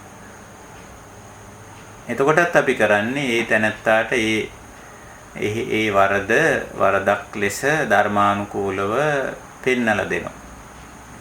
කරුණාවෙන්, මෛත්‍රියෙන්, ඉවසීමෙන්, මිත්‍රත්වයෙන් යුතුව ඒක පෙන්නලා දීලා එහි කර්ම විපාකයේ බලපෑම කරන තැනත්තාට සහ අනිත් අයට ඒකේ බලපෑම කෙසේ සිදු වෙනවද කියලා ඒකත් පෙන්නලා දීලා ඒ තැනත්තාව වරදින් මොදවා ගැනීමේ ක්‍රියාවලියට එළඹෙනවා අපි. ඒක කොහොම කල්යාණ මිත්‍රත්වයෙන් කරන වැඩක්. එතකොට සමහර අය කියනවා එතනින් නතර වීම ප්‍රමාණවත් නැහැ. ඔහු කළ වැරද්දට දඬුවමක් දෙන්න ඕන අපි. යුක්තිය පසිඳලීමේ ක්‍රියාවලියට ගිහිල්ලා එතනින් එහාට යන්න ඕන කියන අදහස. අපිට ඕන නම් යන්න පුළුවන් ඒකෙදි. ඇත්ත වශයෙන්ම බැරි කමක් නැහැ, යන්න පුළුවන්. ඉතින් ලෝකේ සාමාන්‍ය සම්මතේ නම් වරද කළ පුද්ගලයා අර යුක්තිය පසිඳලීමේ ක්‍රියාවලිය ඇතුලේ, යුක්තිය ඉෂ්ට කිරීමේ ක්‍රියාවලිය ඇතුළට ගෙන යා යුතුයි කියලා. සමහර වෙලාවට අපි අකමැති වුණත් බලෙන් අපිව ඇදගෙන යන අවස්ථාවල් තියෙනවා. මේක එහෙම බෑ. ඔයා මේකට නඩු දාන්න ඕන ආදී වශයෙන් කියලා. අපි කිව්වොත් නෑ සමාව දීලා මේ වැඩේ මෙතනින් නතර කරමු. එයාට වැරද්ද පැහැදිලි කරලා මේ කරලා. නෑ එහෙම බෑ. ඔයාට ලොකු අලාභයක් පාඩුවක් වුණා. නැත්තම් නින්දාවක් අපහාසයක් වුණා. මේ වෙනුවෙන් නඩු දාන්න ඕන ආදී වශයෙන් කියලා. ඉතින් ඔය ගැටලුව පැන නගිනවා. ධර්මයේ සීමාවෙන් එහාට ගිහිල්ලා යුක්තිය පසඳලීමේ නැත්නම් යුක්තිය ඉෂ්ට කිරීමේ ක්‍රියාදාමයට අපි ඇතුල් වෙනවා. ඇතුල් වෙන්න සමහර වෙලාවට සිද්ධ වෙනවා. එතකොට මොකද වෙන්නේ? ඇත්ත වශයෙන්ම දුක පටන් ගන්න. ඒක නතර කරන්න බෑ. යුක්තිය ඉෂ්ට කිරීමේ ක්‍රියාදාමයේ ඇතුලේ තියෙන්නේ සම්පූර්ණයෙන්ම පව් අකුසල් දුක්ඛ දෝමනස්ස තමයි. ධර්මයේ සීමාව ධර්මය තුල ඉඳගෙන අපි මේ දේවල් වලට අපේ වැරදි හදා ගැනීම සහ අන් අයගේ වැරදි නිවැරදි කිරීම කියන ක්‍රියාවලිය ඒ දේ සඳහා අපි ධර්මයේ සීමාව තුල ඉන්නවා නම් දුක ඇති වෙන්නේ නැහැ. හැබැයි යුක්තිය පසිනලීමේ ක්‍රියාදාමයට ඇතුළු වුණ ගමන්ම තව දුක්ඛ දෝමනස්ස ගොඩක් පැන නගිනවා. මොකද අපිට සිද්ධ වෙනවා මේ වැරද්ද කර පුද්ගලයා වෙනුවෙන් චෝදනා පත්‍ර සකස් කරන්න, පැමිණිලි දාන්න, නඩු ෆයිල් කරන්න, නීතිඥයන් අල්ලන්න, නඩු කියන්න. එතනින් පස්සේ පැහැදිලිවම තරහකාරයෙක් ඉන්නවා, නඩු හබ කියාගන්නෙක් ඉන්නවා. ඒවට මිල මුදල් වියදම් කරන්න වෙනවා. වෙහෙස මහන්සි වෙන්න වෙනවා. ඒ නඩු හබ කියන ක්‍රියාවලිය ඇතුලේ කවමදාවත් කරුණාවක්, මෛත්‍රියක්, දයාවක්, අනුකම්පාවක් ඒව ගැන කොහෙවත් කතා වෙන්නේ නැහැ. එහෙම ක්‍රියාදාමයක් ඇත්තෙත් නැහැ. යුක්තිය පසිනලීමේ ක්‍රියාවලිය ඇතුළත ඒක ඇතුලේ සම්පූර්ණයෙන්ම යන්නේ අර විදිහේ අවාසනාවන්ත කාලකන්ණි දුක් සහගත කෙලෙස් සහිත වැඩපිළිවෙලක් යන්නේ සම්පූර්ණයෙන්. ඉතින් ඒක නිසායි බුදුදහමේ ධර්මයේ සීමාව තුළ මේ දේවල් निराකරණය කර ගැනීම දක්වන්නේ. හැබැයි බොහෝ දෙනෙකුට මේ ධර්මයේ සීමාව තුළ කටයුතු කරන්න අමාරුයි. යුක්තිය ඉෂ්ට කර ගැනීමේ ක්‍රියාවලියට යනවාමයි යන්න. ඉතින් ගියාම ඉවරයක් නැහැ. ඉවර වෙන්නේ මේවා කෙලෙස් ගොඩ ගැහෙනවා, දුක් ගොඩ ගැහෙන ක්‍රියා මාර්ගවලට යනවා විතරයි. ඉතින් ඔන්න ඔය විදිහේ දෙයක් මම ඊයේ මේ ඇත්තන්ට නිකන් ඒක ගැන හිතන්න කියලා ප්‍රශ්නේ ඉතුරු කරලා ඒ සාකච්ඡාව නතර කරේ ඒකයි. ඉතින් සමහර විට කෙනෙකුට හිතෙන්න පුළුවන් එහෙම යුක්තියේ සීමාව මේ ධර්මයේ සීමාව තුල පමණක් නතර වෙලා කටයුතු කිරීම සාධාරණ නෑ කියලා. එහෙම බෑ කියලා. ඊළඟට විශේෂයෙන් ඔය ගැටලුව පැන නගින තවත් බරපතල අවස්ථාවක් තියෙනවා. පොදු දේපල පිළිබඳ වැරදි භාවිතයන් නැත්නම් පොදුවේ බොහෝ දෙනෙකුට හානි කරන විදිහේ ක්‍රියාකාරකම් සිද්ධ කළොත් මේ ප්‍රශ්නේ අපේ මතුවුනේ මේ කොරෝනා වෛරසය කිසියම් මානව ක්‍රියාකාරකමක් හැටියට අර්ථකථනය වෙලා තියෙනවා කියන ඒ කාරණේ තමයි මතුවුනේ. මේක ස්වභාවික සංසිද්ධියක් නොවේ. පුද්ගලයෙක් හිතාමතා කරන ලද ක්‍රියාකාරකමක් හැටියට තමයි අර්ථකථනය කරලා අර්ථ දක්වලා ඊට අදාළ යුක්තිය ඉෂ්ට කිරීමේ ක්‍රියාවලියකට යා යුතුයි කියන තැනට නිකන් ලෝක මතයක් මතුවෙමින් පවතී. ඉතින් ඒකට ගියොත් එහෙම මේකේ චෝදිතයාට දඬුවමක් අපිට කරන්න වෙනවා. එතකොට ඇති වෙන ගැටලුව අපිට හිතා ගන්න පුළුවන්. ඉතින් ඒක නිසායි බුදුදහමේ ඕනෑම ගැටලුවකදී ඒ ගැටලුව निराකරණය කරන්නේ ධර්මයේ සීමාව තුල. ඔය බුදුදහමේ චක්‍රවර්ති රජුරෝ ගැන කියනකොටත් කියන්නේ ධම්මිකෝ ධම්මරාජා ධම්මං සක්කරන්තෝ ගරුකරන්තෝ මානෙන්තෝ පූජෙන්තෝ අපචායන්තෝ ධම්මං නිස්සාය රජ්ජං කරොන්ති කියලා මේ ගැටලු निराකරණය කරන්නේ ඒ සීමාව තුල කියලා. ඉතින් ඒක ලේසි පහසු කාර්යයක් නන් නොවේ. නමුත් ඉතින් අපි මේ ධර්ම මාර්ගය යන අය නම් ධර්මයේ සීමාව තුල කටයුතු කරන්න වෙනවා. දුකින් මිදීමක් තියෙන්නේ එතන තමයි. එහෙම නැත්නම් දුකින් මිදීමක් සිද්ධ වෙන්නේ නැහැ. හොඳයි. ඔය කාරණේත් මම මතු කරේ ඊයේ අපි කතා කර කාරණයකට අදාළව. හිමනම් තවත් අපිට ප්‍රශ්න ගැටලු නැත්නම් අපිට අපේ සදහම් හමුව නිමා කරන්න පුළුවන්. සාකච්ඡාවකට ගත යුතු තවත් දේ තිබෙනවා නම් අපිට වෙලාව අවකාශ තියෙනවා. අපි සාමාන්‍යයෙන් ඕරා දෙකක කාලයක් මේ සඳහා ගත කරන නිසා.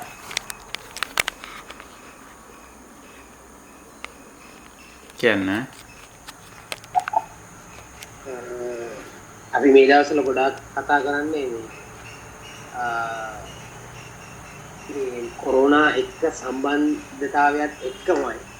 එතකොට මම හිතන්නේ මේවට අදාළයි අපිට සමහර වෙලාවට සිදුවෙන ස්වාභාවික විපත් සුනාමි වගේ දේවල් වලදී මේ අපේ මේ ධර්මයේ ආනුකූලව මිනිස්සු කොහොමද මේකට මුහුණ දෙන්නේ සහ සමහර අය ගොඩක් අපිට තියෙන අත්දැකීම් එක්ක කියන්න පුළුවන් ගොඩාක් අය මේව දකින්නේ වැස්සත් අවුව තදට පෑවුවත් සහ වෙන වෙනසක් සිදුවත් මිනිස්සු අධික ලෙස කම්පණයටපත් වෙනවා. අපෝ කොච්චර වහිනවද, අපෝ කොච්චර පායනවද, මේ ගස් කොළන් වලින් අතු වලින් තියෙන කරදරේ මේ වගේ මේ මිනිස්සු කවදාවත් මේක දිහා සාවධානව බලන්න ඒකෙන් තියෙන ප්‍රයෝජනෙ මේ වගේ දේ.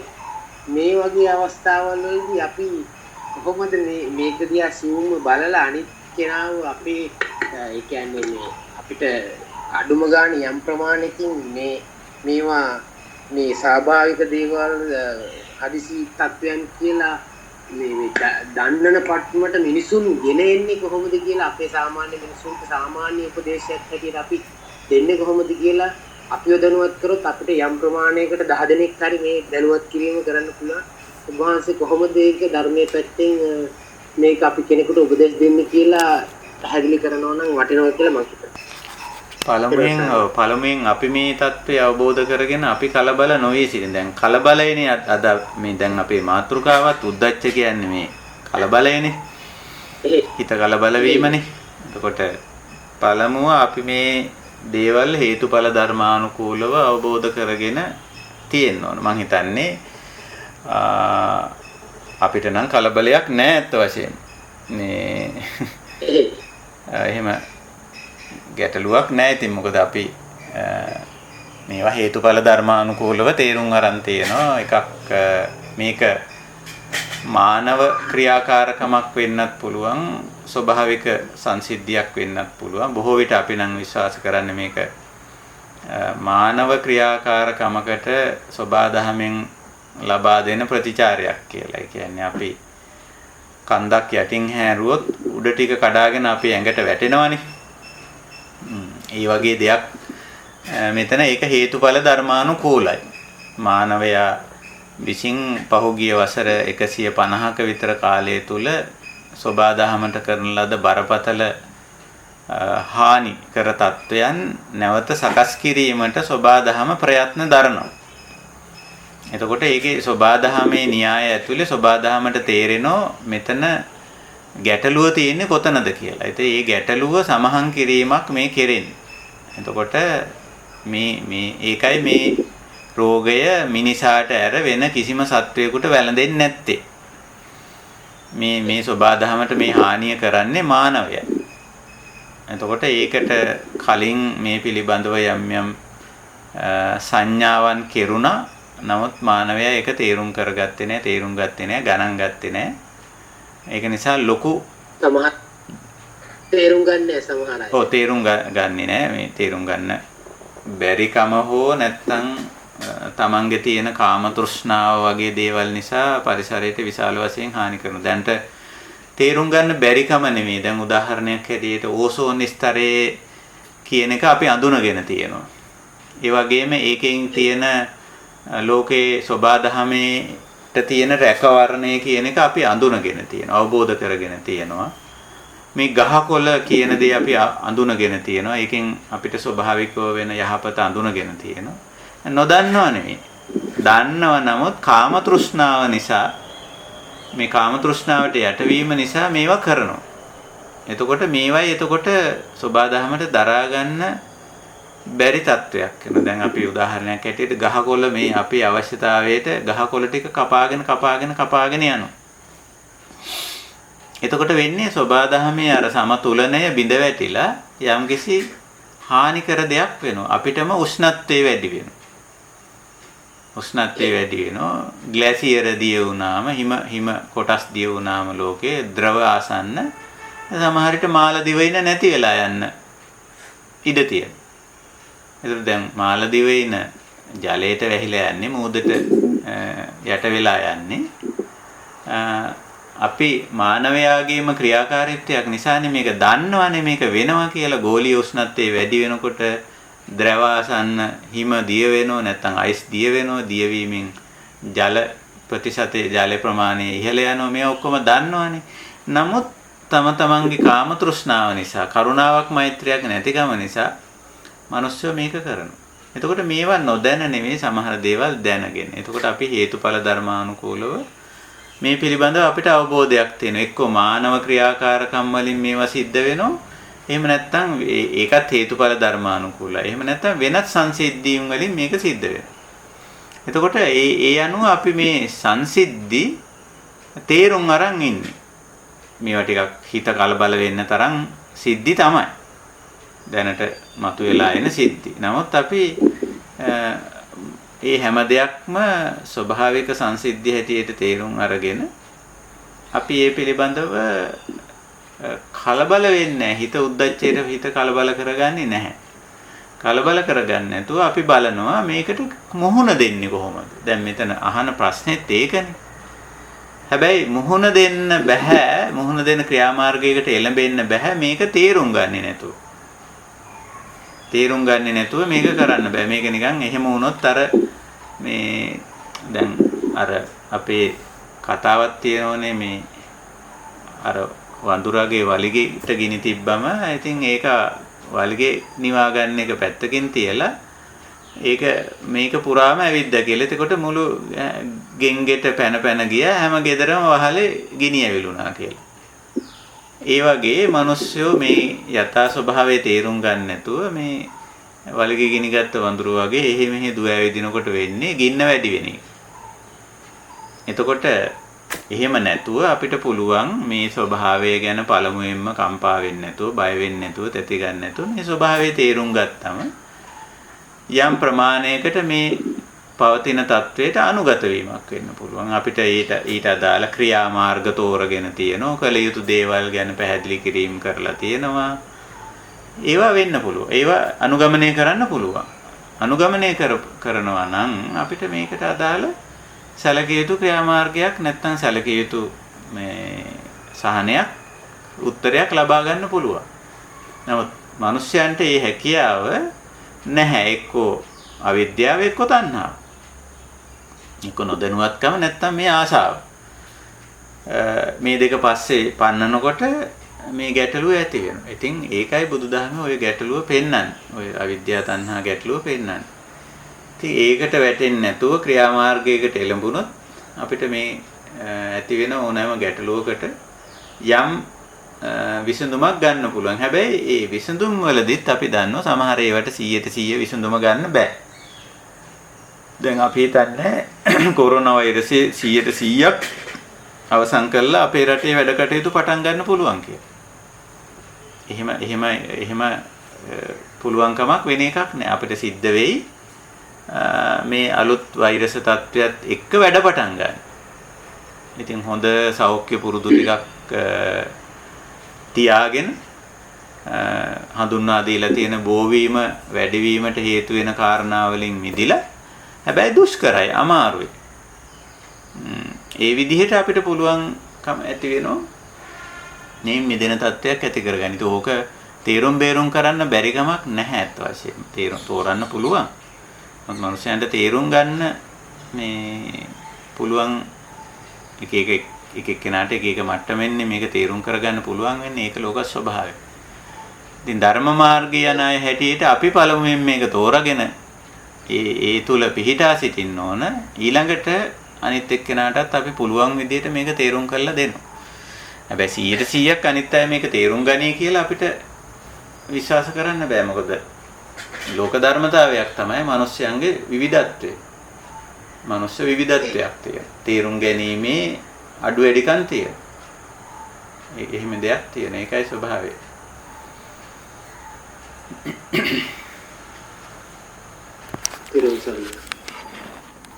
හොඳයි, එහෙමනම් අපි අදට දහම් හමුව නිමා කරමු. වෙනත් සාකච්ඡා කළ යුතු දේවල් මම හිතන්නේ නැති නිසා. ඉතින් අද අපි අවධානයට යොමු කළේ මේ සංයෝජන ධර්ම වලින් ඊයේත් අදත් උද්දච්ච කියන ස්වභාවය. අපි කිව්ව මේක මානසික තත්වයක්, මනසේ ඇති වෙන ස්වභාවයක්, හේතුඵල ධර්මානුකූලව ඇති වෙන තත්වයන්. මේවා ගැටලු බවට පත් කර නොගැනීම තමයි අපේ දක්ෂකම. ඒක ගැටලු බවට පත් කර නොගන්න නම් මේ ධර්මතා පිළිබඳ අපිට අවබෝධයක් තියෙනවා. ඉතින් ඒ අවබෝධය ඇති කර ගැනීම තමයි මේ විපස්සනා නමින් අපි මේ කරගෙන යන සාකච්ඡා මාලාව. මේවයි යථා ස්වභාවය තේරුම් ගැනීම. ඉතින් ඊයේත් අදත් අපි උද්දච්ච කියන ස්වභාවය, මේ හිත කලබල වීම, හිත නොසන්සුන් වීම, තැති ගන්න ස්වභාවයටපත් වීම, මෙන්න මේ ස්වභාවය, මේ කලබල ගතිය, හිතේ අවුල් ගතිය, කම්පිත ගතිය, විසිරුණු ගතිය, ඒකටනේ අපි උද්දච්ච කිව්වේ. ඒක තේරුම් ගත්තා. එක පැත්තකින් ඒක හේතුඵල ධර්මතාවයක් කියලා අවබෝධ කරගත්තා. ඊළඟට එවැනි තත්වයක් ඇති වුණාම ඒක සංයෝජන ධර්මයක්, නීවරණයක්, ක්ලේශයක් බවට පරිවර්තනය නොවන්න අපි මොනවද කළ යුතු ක්‍රියාමාර්ගය කියලා. ඒකත් අපි කතා කළා. මේකේදී ප්‍රධාන දේ හැටියට අපි තේරුම් ගත්තේ අපි සිහිනුවණින් යුක්ත වීම. සිහිනුවණින් යුක්ත වීම. ඉතින් ඒ සිහිනුවණින් යුක්ත භාවය පවත්වා ගත්තොත් අපිට පුළුවන්කම තියෙනවා එවැනි කලබලකාරී අවස්ථාවක එයින් එය ක්ලේශයක් බවට පත් කර නොගන්න. ඒ වගේම ඒට ප්‍රතිකර්මයක් කරගන්නත් පුළුවන් අපිට සිහිනුවණින් යුක්ත වුණොත්. ඒ කියන්නේ නැවතත් හිත සංසුන් කරගන්න පුළුවන්. ඒ හිත සංසුන් කරගන්න ඕන තරම් ක්‍රියාමාර්ග තියෙනවා. ඕනතරම් ක්‍රියාමාර්ග තියෙනවා. ඉතින් නොසන්සුන් හිතක් තියෙනකොට ඕනම ක්ලේශයක් ඇති වෙන්න පුළුවන්. ඕනම ක්ලේශයක් ඇති වෙන්න පුළුවන් කියන එක අපි තේරුම් කරගත්තා. ඒක නිසා හිත සංසුන් කරගන්න එක, හිත සමාධිමත් කරගව තබා ගන්න එක අත්‍යවශ්‍යයි. සංසුන් මනසකින් තමයි යමක් හිතන්න පුළුවන්කම තියෙන්නේ. යමක් අවබෝධ කරගන්න පුළුවන්කම තියෙන්නේ සංසුන් මනසක. නොසන්සුන් වෙලා කලබල වෙලා තැති අරගෙන ඉන්නකොට ඒක කරන්න බෑ. ඒ නිසා එවැනි පොඩි සෙලවීමක්, උද්දච්ච තත්වයක් ඇති වුණත් අපිට පුළුවන් ඒක සංසුන් කරගන්න.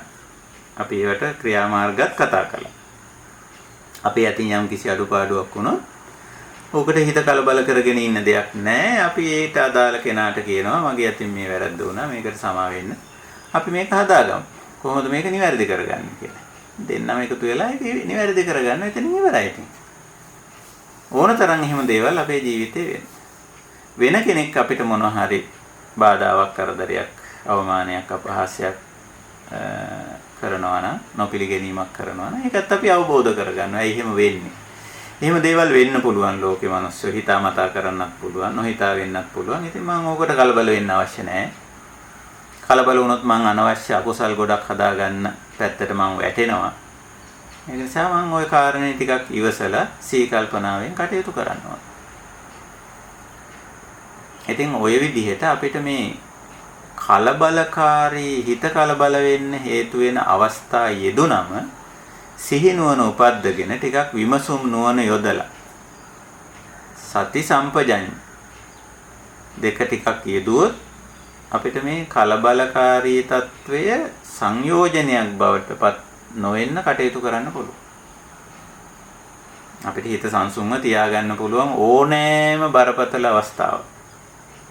ඕනෑම බරපතල අවස්ථාවකටපත් වෙනවා. ඉතින් ඒක තමයි අද මේ අපේ සාකච්ඡාව.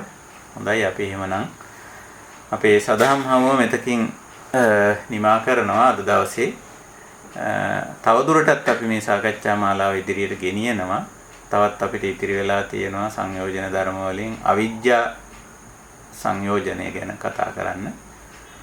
අපි ඉදිරි අවස්ථාවල ඒ සාකච්ඡාවට යොමු වෙනවා. ඉතින් වෙනද වගේම මේ ධම්ම මණ්ඩපයේට සදහම් හමුවට සහභාගී වුණු අපේ ස්වාමින්වහන්සේ මෙහෙණින් වහන්සේලා ඒ වගේම අපේ කල්යාණ මිත්‍ර ගිහි යෝගී පින්වතුන් ඇතුළු සහභාගී වුණු සියලුම දෙනාට මේ උතුම් ධර්මාවබෝධය මේ සංයෝජන ධර්ම දුරු කරගෙන මේ ක්ලේශ ධර්මයන් දුරු කරගෙන මේ ජීවිතයේදීම නිවීම සැනසීම නිර්වාණ ධර්මය සාක්ෂාත් කරන්නට මෙය අත්කලක් ආධාරකයක් මාර්ගෝපදේශනයක් බවට පත් වේවා කියන මේ ප්‍රාර්ථනාවෙන් සහ අධිෂ්ඨානයෙන් අපි අද සදහම් හමුව නිමා කරනවා. හැම දිනාටම තෙරුවන් සරණයි. සාදු සාදු සාදු